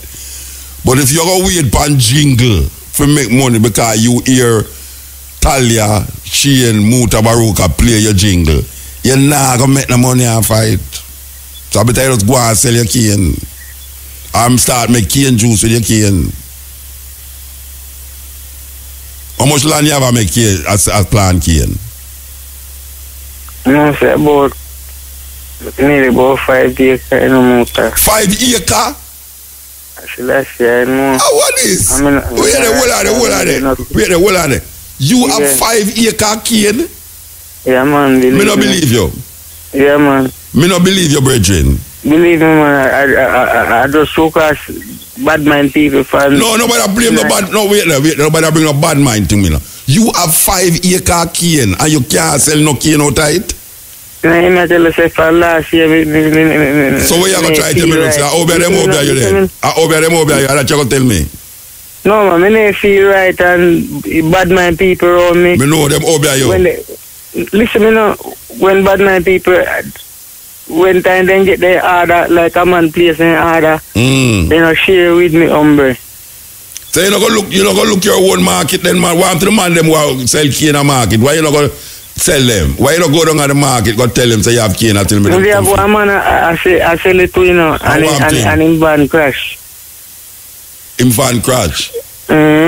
Bridget, you have 5 acre. Which part you plant 5 acre cane? Which part you plant the cane? On my place. Which part? Which part is it there? Like same place in the coffee pizza. Bridget, which part coffee pizza? Which parish is there? Which parish that? Clarendon. And you have 5 acre cane down there? Yeah, man. I'm here to tell you, say, 2 cars, a big truck, man, them we buy cane at town. Yeah, me understand. Yeah, when time they want a cane. Yeah, them place in order from before, like a day before. So why not divert? Why not divert from the cane then? Why not divert from the cane and plant? Man, them bad mind and give me a sale. May I ask you, why not divert from the cane and plants 5 acres? I only cane my land can hold. Why? Oh, you mean only cane your land can hold? A white clear. I make you employ it. So me just yard to plow. So me just plant cane in night. 5 acre cane, Bridget. Watch out. Me don't have a square of cane. And me feed me make juice from now till whatsoever. A striped cane and white cane me have, man. Yeah, well, me have some black cane there when me plant and anytime I want cane juice, me come mill all 2-3 gallon of cane juice. I don't know. It's not even a square of cane, much less 5 acre. If me have 5 acre cane, me drown in a cane juice. No, you know, me I tell you, say, 2 cars, I'm on trap me in my head. Listen me now, I'm on trap me in my head. Yeah. See, crack all my skull too. Yeah, man, crack my skull, man. And me couldn't move out of my yard. Me couldn't move, me have to stay in my yard. So where your woman there? Where your woman there? You know, some baby mother there upon the stone. So you don't have nobody around you? You don't have a family member around you? None of them not rate me through me a rasta. So where you get the land from? Where you get the 5 acre from? And my daddy dead lefty. And you don't have no more family member around you? Not at all. None of them. My daddy dead lefty land in a bush. Alright, so you have the 5 acre cane there and somebody chopping on your head and what now? I'm have to stay one place. Yeah. Yeah, cause you know, say it chop affect me, so me couldn't move. Yeah. Alright, so throw me there in a bed now and stay one place. Yeah, the cane go down. No, listen me now, me have poor circulation and them thing there. My foot swell up and thing. My head get jiggy right around my brain. Yeah. How much year old is, Bridget? How much year old is? Me 42. Yeah, young boy. Yeah. Me put on one tight socks and it make me nerves. You mean you put on the tight socks for the swelling? No, man. And it squeeze up my foot. Me know say it's so tight. And it squeeze up my foot and swell up it. And it make my brain, my nerves. So let me ask you a question. Yeah. All of them things happen before or after you plant the cane? Everything after me plant the cane, man. After you plant the cane, them things that happen? Me plant the cane and the man trap me in my skull. Me have to stay one place. Yeah, me understand. He couldn't heal till June because some little chip I skull in. So you little chip I skull. Listen me now. Yeah. Some little chip I skull in my head. I mean no. So when time I wash it, every time I wash it, a garlic me use and ganja dust in it. Who tell you to do that? Who tell you to do that? You know, say I just told me here Rasta say that, and me no, Rasta. So you don't go to the doctor? You don't go to the doctor? No, cause me a Rasta. Oh, Rasta no go to the doctor. Hold on. Rasta no go to the doctor. Oh, Rasta figure a doctor na give in greens medicine. All right, listen to me now. Yeah. Hear what me I tell you now. You want to listen to me? Yeah. Go to a doctor. And me a Rasta, me I tell you that. Go to a doctor. That's the reason why me want go Rasta man doctor. Yeah, what me I tell you, Bridging. I think like this more go to. Where you call me for? Forget jingles for play thing. You tell me about something deeper than the jingles and all. You tell me about that sickness. Wait no. You tell me about that sickness where you have where you can't move up and down. And you tell me you nurse your head with ganja and ginger and what? Ganja and garlic. It get better. No, garlic and ganja. And it get better, right? It get better in a June and two cars it's called some chippy night. That means it no get better. You me at the bridging. It no get better because you talk with slurring and something. You no get better, man. You no get better. It get better, man, but listen me now. Yeah. Me put on the tight socks. And something else happen. And it trigger off me nerves. Oh, you know that the socks cause it. Oh, you know that the socks do it. Because me feel me eye clear in morning. And when me take 2 cars, when they get glass, took me in my foot one night time. So much no, but we may ask that question. Listen, don't tell me must listen to you. No, all right. All right, you know. Give me a number. Wait there. Make the operator. Me know. All right, wait there. Hold on there. Operator, take the original number. All right. Yeah. I don't know if the Virgin has listened still, but Virgin, call back the operator and give your number. Call back your operator and give your number. You understand?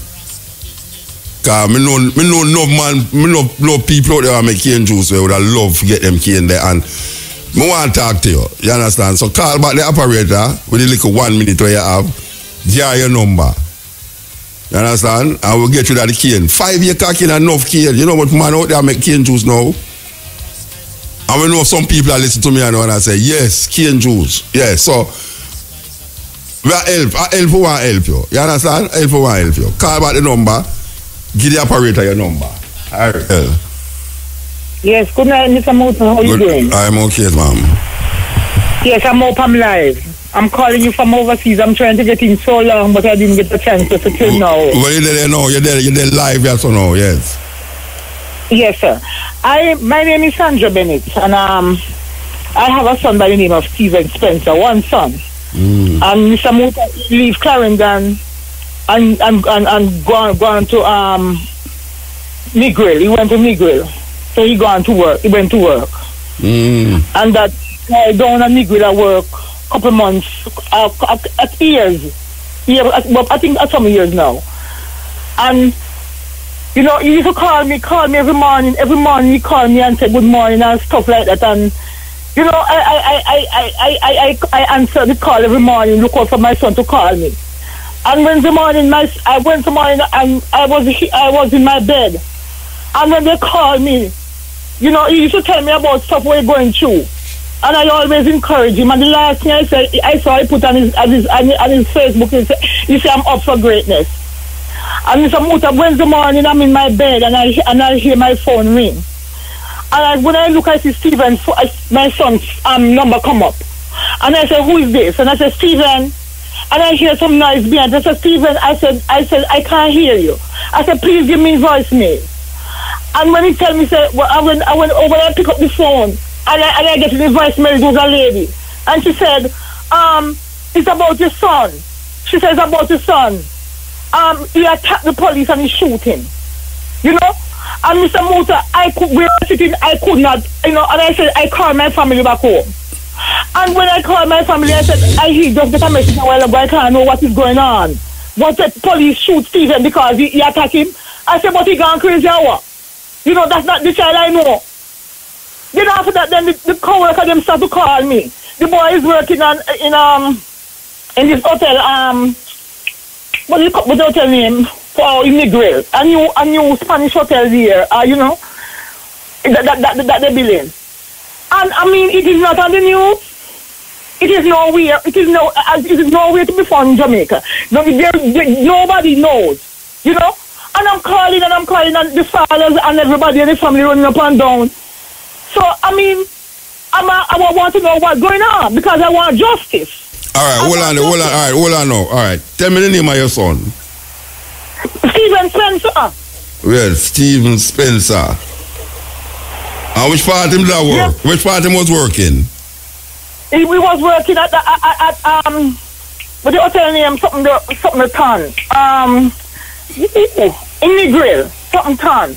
And the guy wait.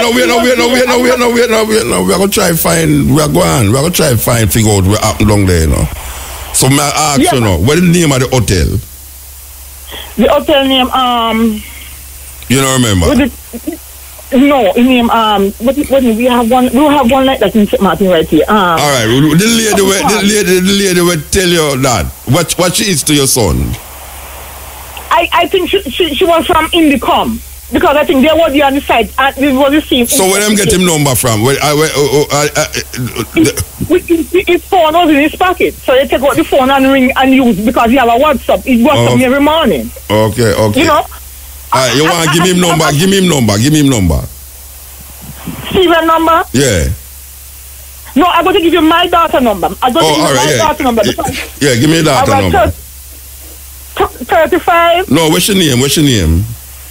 Her name Tia. Spell it. Tia, T-I-A. Oh, Tia, okay.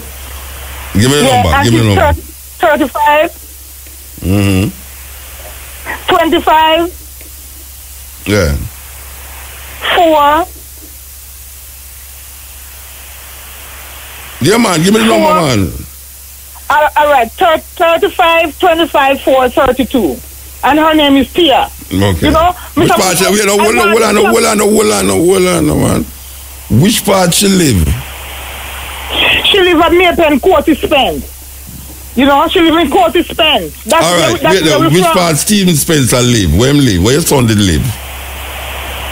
He was living in Negril. No, which part of Negril him live? Which part? You know, have no address for him. No, we never have no address for him. No, sir. All right, where them say your son do? Where them say your son do? Him did attack a police, you say? He said him attack the police and the police shoot him. Which day that happened? Which day you get the call? This Wednesday. Last week Wednesday.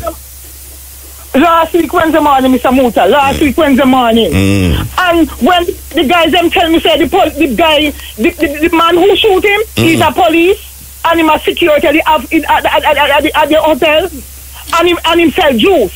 You know, him sell juice there. Who sell juice? The police sell juice there? Him sell juice from the hotel and him a security guard. So I heard him have a problem the night before. Okay. And what him do? Him have a problem, so him wait till the night come. He was over by the shed because they have a little, in down there, they have a lot of a shed that I heard. Yeah. And I hear that is where the men them who work, they can't pay the rent, so them over here. Yeah. My son was over there and the man called the boy. And then the eyewitness them to them tell him, said, don't go, make a man come to you. And he said the man draw the gun and shot me son nice stomach. Mr. Boot and me want justice. Death before the sun. A lot of things police do at Jamaica. You see? No, is a police or a security guard you talk about? thief, he work as police. He's a policeman and he work as security guard. And him sell juice long there. And him sell juice on the side. Okay. You know? And he shoot me son. He kill me one son. Death before the son. Death before the son, Mr. Muta. Death before the son. How much year old your son was? How much year old him was? 26-year-old. And me have Mr. Muta, me have all, you know, the other day, you know, me say he come like him, he tell me, he said, mommy, he said, listen to this song. And I said, which song? He said, listen to this song, mommy. And I said, which song? And he said, he's like a young youth to sing this song. He said, listen to it. He said, that's why I'm not justice of the Jamaica. He said, bad man buy out police. Me have all them, me have all your gold record. Me can't send it to me daughter, me can't make your daughter play me to hear it. He said, bad man buy out police and not justice of the Jamaica. And I let her go on to Jamaica right now. He said, listen to this song where you to sing. You know? And me said, I don't really listen to them song there. I know me want him so much, Mr. Steven, just hear it. I want me listen, Mr. Muta. I can't believe the boy set up my son. The boy set up my son, and the first thing he's doing, put a knife in her hand. I tell him tonight, Jesus Christ, Mr. Muta's God liveth. I said, no, but I want justice. I come in there, I come in, and I want justice. I want justice. I want justice. I want justice. I want justice, Mr. Muta. I want justice. All right. Tomorrow, I'm going to figure out what's going down there. I'm going to set some people to figure out what happened down there. The man called me son across the road. The eyewitness them saying call him. And he said, tell him, he said, don't go. And he said, call him over. When they shot me or tried to get up and run at me, I said, the police girl, we are working security, tell him, say, well, you are going to stay down. Mr. Muta and my son stay down, but me not stay down. Death before the son and Mr. Muta. Death before the son. So them arrest the police? No, they haven't been. He might do security stay away. He didn't have do security stay away. So when them say why them shoot him? So why them shoot your son? Tell me why them say them shoot your son? Why them say them shoot him? Really call me, Mr. Muta. Me can't send the voicemail to my daughter play you. Yeah, no. He said he attack him. Oh. He attack him and he then get a call and he attack him. He said get a call, police get a call, and then police the same place on his side, come across the road and call me son. Call me son because the man have problem the night before. And shoot him right in the stomach and the shot run through, admit the shot fly through the arm to the stomach and go through the car. And sticking at the car, a lot of people, police are killed. Jesus Christ, God have mercy, and it just go like that. Because if it wasn't eyewitness to tell me what going on, and the guys them called me the morning, he said, don't make it go like that, them murder your son.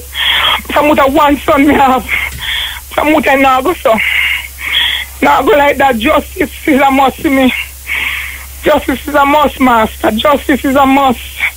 So I want to get it on the road because he won't company news me here, say he won't company news at all. Policeman down there saying he might do security at night and he might sell juice a day.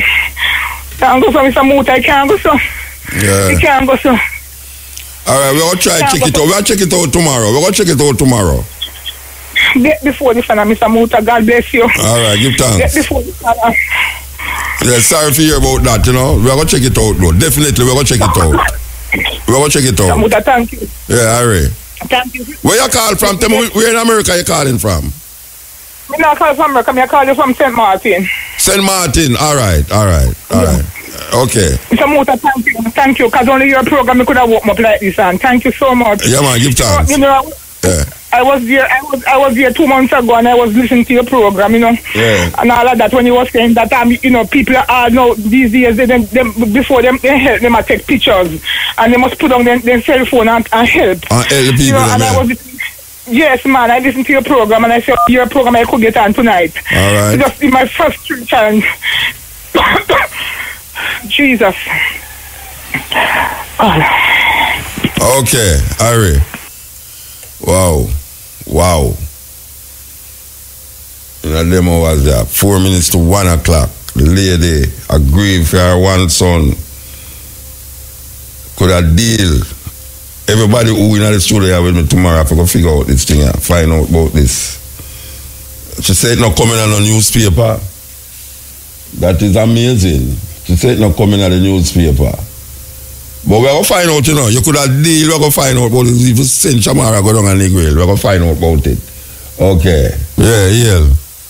Yel Muta, very, very sad. But I tell you, sad. May I tell you, Muta. Sit down here, I don't even know where to do more than if you write down what you say. May I tell you? Yeah, man. I know advice, man. Investigate. No, we're going to find it out. We're going to find out exactly what's going on down there. Believe you me. Yeah, man. But you notice, the other workers, you know, that there was a problem between the person who shoot him and thing. The workers tell him, don't go over there when the brother who shoot him call him over there. Tell him, don't go over there. And him go over there. He go over there. You know the sickles are going on and thing and we have to go find out. We have to find out what's going on. We have to go find it out. You know, it's just a pity him never take the advice. Why don't go over there? Because them realize what's going on. That's why them tell him don't go over there. Yeah, because the brother have gun. And him could have stone and the brother have gun. Yeah, yes, you know what I mean? Don't go over there. And then it just remind me I was reading in one of Jamaica news about a day or two ago where them are one of 3 men arrested for some contract killing, and them kill the wrong man too in a Jamaica.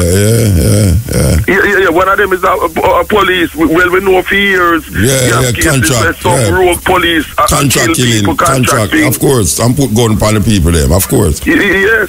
But you know the interest is not all police bad. We know that. But most of them bad. To me, most of them bad. Anyway, you know, it's the brethren I want to get back. The brethren now we have the whole heap thing about. I don't know if you did hear the brethren, the cane thing. Yes, that's the next thing when we are coming from. Them have 5 acres. Where I'm from, Corn Peace in Clarendon. Yeah, you know, I really want to call him back. You know, it's Corn Peace, Lionel Town, just near Lionel because Town. I want to call him back because I want him to go a doctor. 5 acres, man. Yeah, but I want to call him back because I think him need to go a doctor. Yes, because I want to go Rasta, no go a doctor and all him something. Him don't go. Say my Rasta. Doctor because him is Rasta. Yeah, and him I use garlic and herbs in him head. And after him don't tell me, you know, I start to feel sad about it. Because I'm telling about one thing, and then him go tell me no, to put on a tight socks. And then him start to tell me about something wrong with him foot, something took him in him foot. And you know, it's like it's obviously something wrong with him, you know. But him sick, man. But I need to figure it out. You have 5 acres of thing, and but I still had his own doctor. Yeah, no, but what you know, is the jingle might depend on now if you go get money, you know, jingle. Yes, so I'm glad you had to educate him. Ignorance is a terrible thing. Well, I mean, I tell you, ignorance hurt me. But you see, when me hear him attack, it hurt me, you know. It hurt me. Me feel pain when me hear him attack. Because I know, say, it's a total ignorance. And that ignorance make me feel a pain, a certain pain in me. Because when him start out, me kind of say, but wait, what is this brother here? But when me start to hear the plight where I go through now, and when we realize it, in him head, him kind of look like it's not too right in him head. And we realize him need help, Rasta. Him need help. Man, he's sick, man. Sick physically and mentally, yeah. You know, there's a problem. And, you know, I really applaud because it's well overdue that a man like Winston Rodney, Burning Spear, get a achievement in his lifetime, because you know one of the things that really hurt me, OD, you know, I think he may get OG or OD, you know. Yes, you know, some years ago they had some so-called talk symposium about Marcus Garvey at Liberty Hall, Marcus Garvey's place at 76 King Street there in Kingston, and you know, them had some European artists, them, I think Albert Rose was one of them and some others, talking about Marcus Garvey and thing. and Wilson Raddy, the burning spear, the man who more than any other reggae artist. Yeah, bring to light Marcus. Marcus Garvey's working on his song. Was not invited. That when I wrote to the female who in charge at Liberty Hall, I said, how can you be having a symposium talking about Marcus Garvey in terms of singers, artists, and have Europeans coming into Marcus Garvey place? Is defiling that. I have Winston Raddy, the burning spear. Is this kind of slave mentality? But as you speak of that, she never answer me. As you speak of that, did you hear Radigan answer to Coxon? Yes, man, but the answer is a non-answer because hear what happened now. No, yeah. Him says only one. Him say lie, they tell a lot of lies and Ray. No, all right, wait. But he will only deal with one. The thing about being Godfather of reggae in the UK. But here's the thing now. Yeah. Two things. He couldn't answer the other things that he said were lies because what lie he said was true. All right, hold on. The one that he chose, the one that he chose about Godfather. Yeah. Lie is right, and I'm gonna tell you why. The female presenter asked David Radigan, how does it feel to be the godfather of reggae in the UK? Yeah. Radigan's answer was he felt honored. That means he gave public acceptance for the false title that he was given. Oh, so he should have said, no, I am not any godfather for reggae in the UK. All right, so that's a clarification, that means you push the thing down further, because that is you have the clip, of that interview? Yes, I not I, but I had watched it, No, I'd love if you send that clip, they come give me. All right. You think it's on YouTube? Yes, man. It should be on YouTube. All right. Who did I interview, Radigan? Who did I interview? It's a female presenter, a young female presenter. Which TV channel? I don't remember. It's one of the well-known ones. Yeah, but I'll check it. You can make it one check, but I'll check it out and get it to you. The information to you, without a doubt. Because what now that obscure the thing like more now. Because remember say him say the Godfather. Him never said so because him have no control over what people view him as. And now you are saying that when she say him is the Godfather, him never refute. He never refuted it. Yeah. So he must accept the position. Right. Based upon what you say,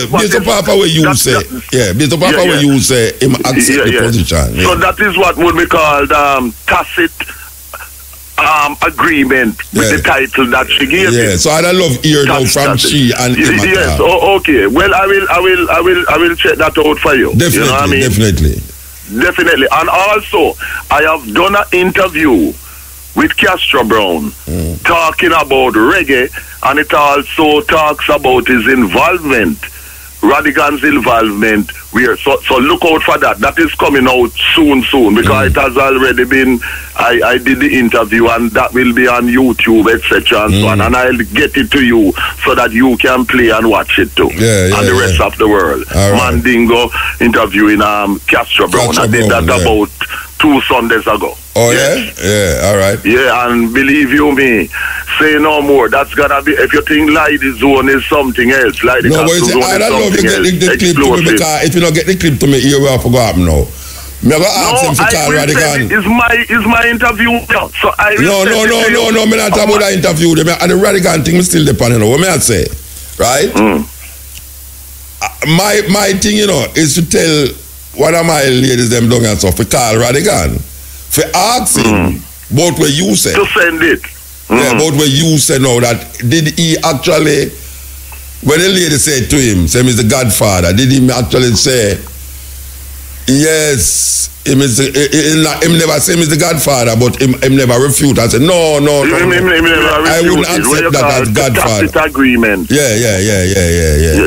Tacit agreement. Tacit agreement. But I will get the relevant information to you where that is concerned, you know, and so on. Yeah, and I'm telling you, there was a bangarang at Sunday in Brixton, the Alkaline show that was canceled. Yeah, about it, tell him cancel it.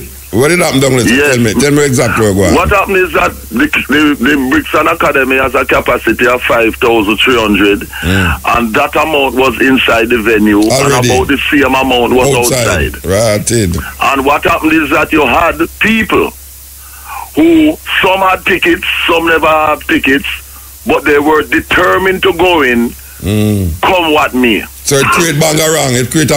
Yes, and some of them stormed the venue, the security there had to run away, take with themselves. Right, it's like when them had to take with themselves, them couldn't deal with the crowd, you know.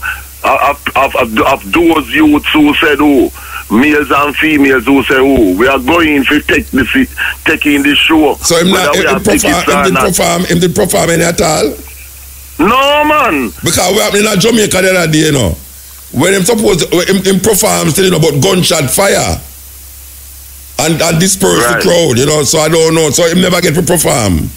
No, never get to perform. He was at the venue from about 8:30 because the show time was from 7 to midnight, you know. Yeah. And he was there from about 8:30 and by about 9:30 with the disturbances that were taking place, as I said. So who else was there on the show? Who else is there on the show? Just an ex-artist named Chipmunk. Okay, opening up. But people, but people come to see Alkaline. Of course, as simple as that. Yeah, of course, yeah. Nobody else.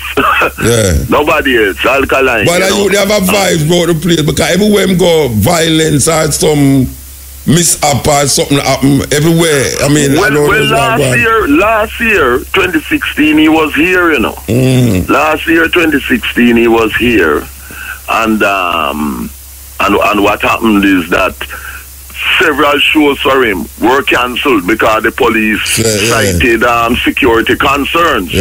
So this year was to try to do shows that were cancelled last year, you know. And this is the result. But you see, a show like that with the following that he has, a show like that should have been a 2-night affair. You know, you have that type of situation, 2 nights straight. Well, maybe the promoter them never expect, you know, them go precisely. What happened is that they underestimated the pulling power of Alkaline, and thus, in underestimating the pulling power of Alkaline, they paid the price. Anyway, it's as simple as that, you know. So anyway, that's how it go.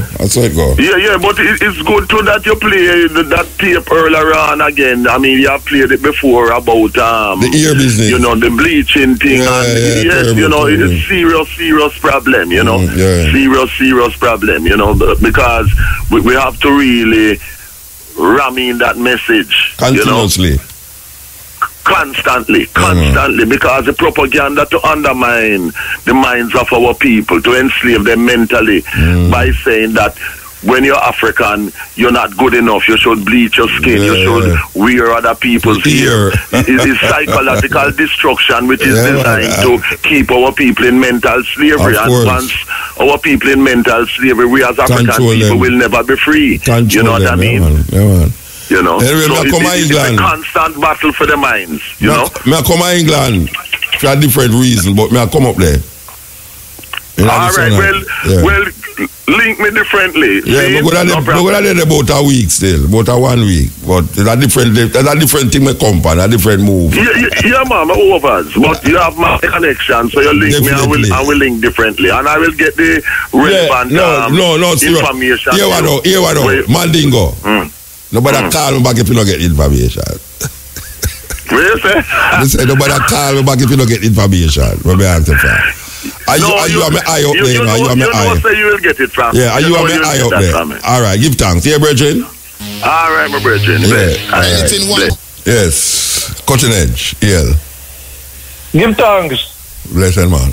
Puta. Yes, sir. Yes, man. I see a man from Davidton, Manchester, you know? I call Charles Barker. You know, my brother didn't want to comfort name Stanley, by the word, brother. I will tune into you, but him don't want to call.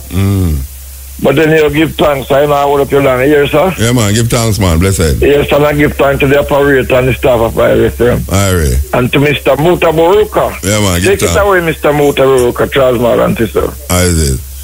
Yes. Operator, call back that bridging there for me now. The bridging. The key in bridging. Call him back. Since you get the number now. Call him back and put him on inside us. So. All right. Meanwhile, I shall call him. Yes, Maccabee.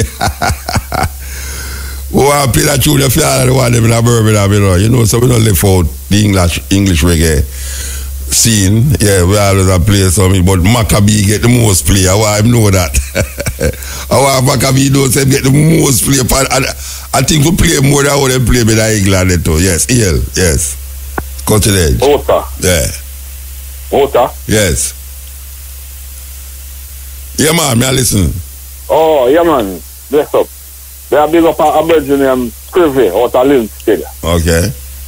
Then I remember Privy used to play a studio one song, the big up the Oriole song them.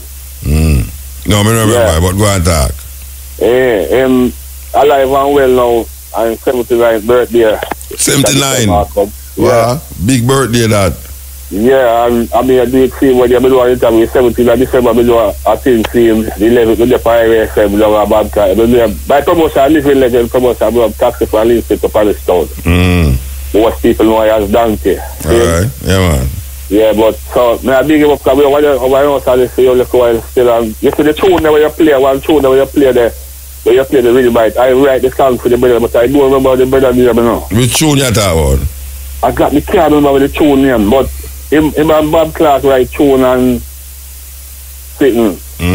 But I do remember the tune. Okay, but well, yeah, I don't remember this right now. But they have a thing I go film a yearly thing.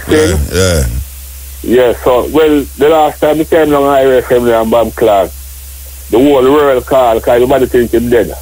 Okay. What name? Yeah. His name Ronald Clark, but they call him Privy. Okay. Out of Linstead. All right. So, bless you. Tell him happy birthday. Tell him happy birthday for me. Yeah, man, when it's forward. Say that, you'll come down when I time come see I still. Yeah, all right, give thanks, Bridget. Yeah, man, blessed love, yeah. Yes, yeah. I understand, I left message. I left back your number. Eh?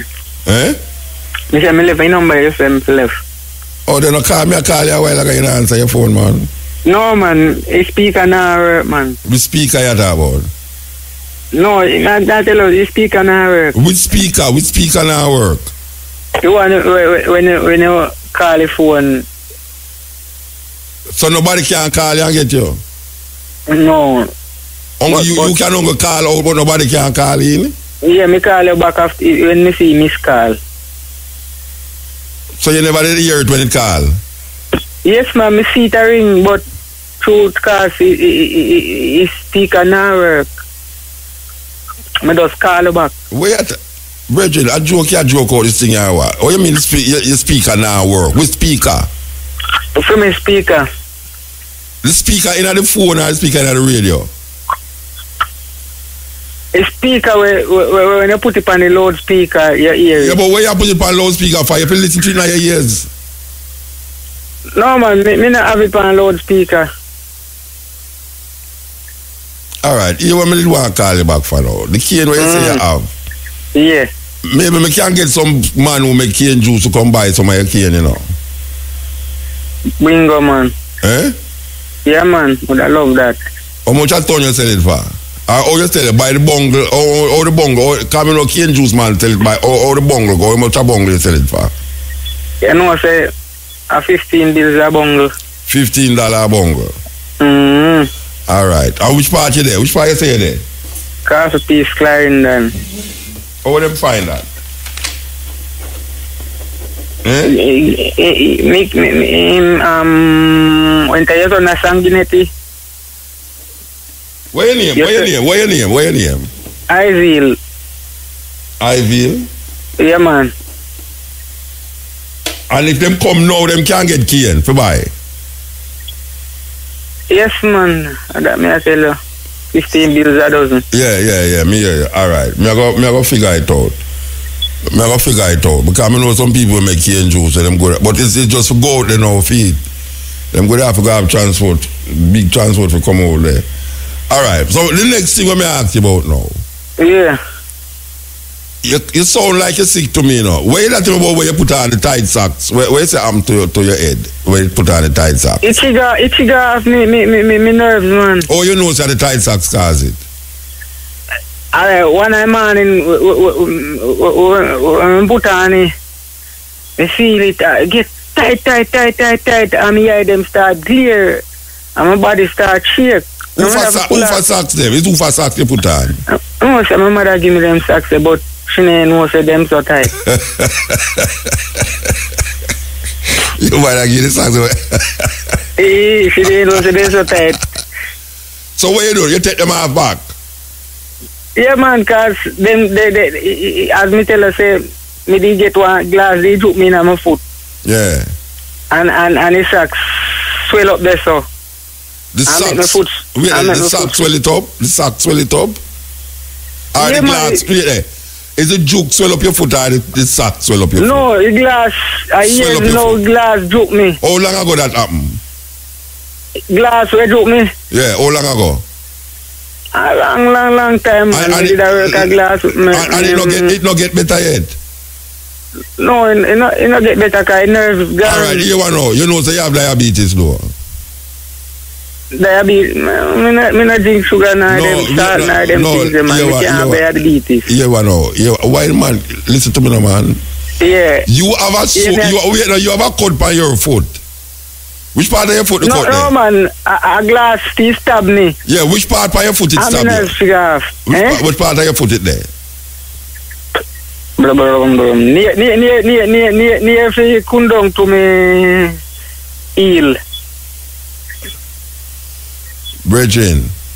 Yeah. I don't know your mind or what, but even me I tell you say no, brethren. Because you look like you're sick with a whole heap of thing. Foot, you're sick with your head. You know, alright, what you need for do now? No, man, I'm not sick in the head, man. Yeah, man, they don't say stop me splinter in your head. I'm good, man. I ganja my bone, no, man. I Rastafari, I say, man. Empire, they say, last year, Africa, I say, straight, man. What are we talking about, mad, man? You me say you're mad? Wait, I never say you're mad. Where I say? You hear me say you're mad? No, I say, look like that, brother, I'm mad, man. No, when you hear me say that? That's me.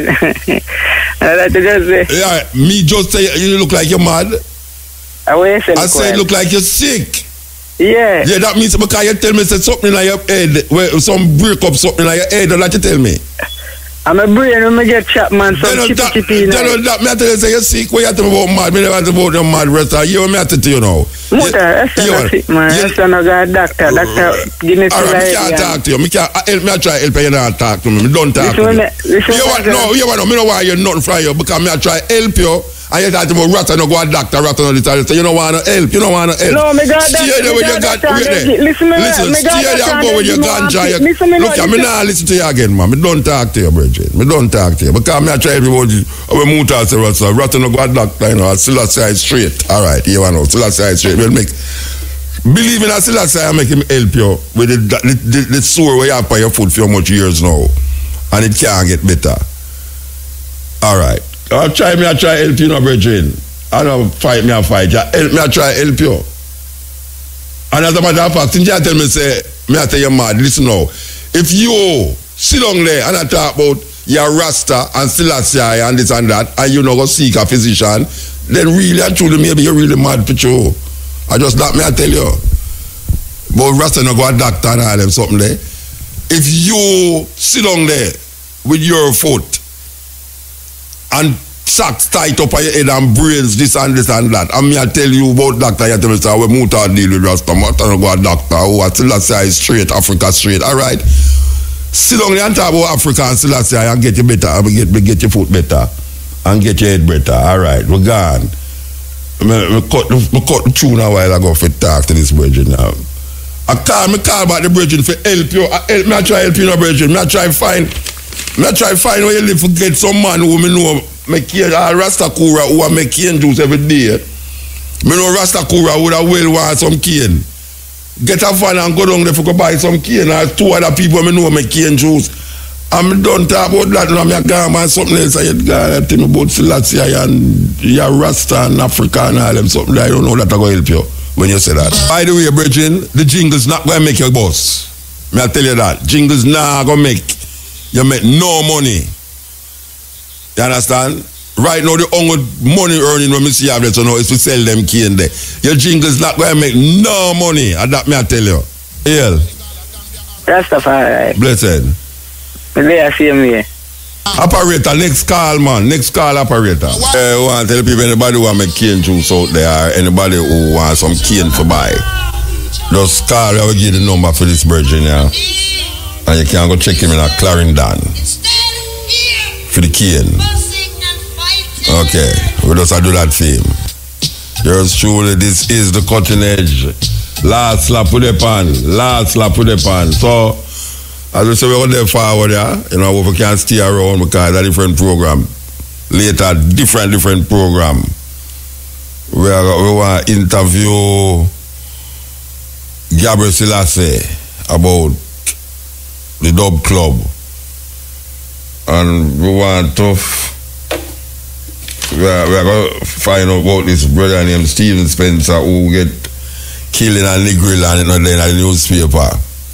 You hear the mother call very emotionally a while ago, really depressed and distressed about her one son, what she say.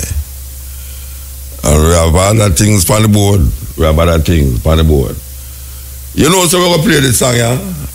I don't know, maybe the last song too. But we say give thanks to the moment and the time, give thanks for Tracy, who never there with me long, and the operator who, every time she tell me her name, I forget. Some French name she have doing, I tell you, what a disgrace. She should have just come here and take the phone and conk me in a maid, you know. Operator, take up the phone and come here and come lick me in a maid to remember your name. Believe you me, that disgrace. Should I lose my work for that? Can't remember the operator name. But somebody attack to me. Who attack to me? Yeah, that's where I go out of the studio. Yeah. Over there, one day in the studio, the operator, I get somebody attack to me. All right, I'm a conscience. So, we want to play this tune now. Believe you me. It's the operator. You know, say, me take up the phone a while ago. Because I don't see no light in the phone. I just sound like the brother on the phone.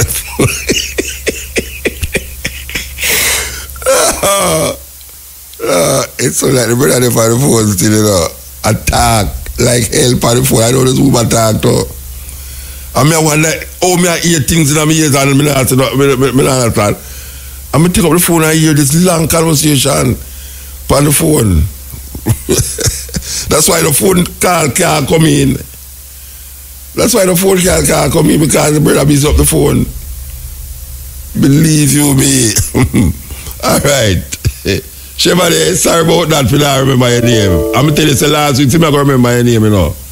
I'm going to forget. Anyway, we want you up Chevalier, we want you up Tracy, we want you up me Hungry, Vita, and him lady. Yes, here goes. Again, this is the Cutting Edge, IRFM.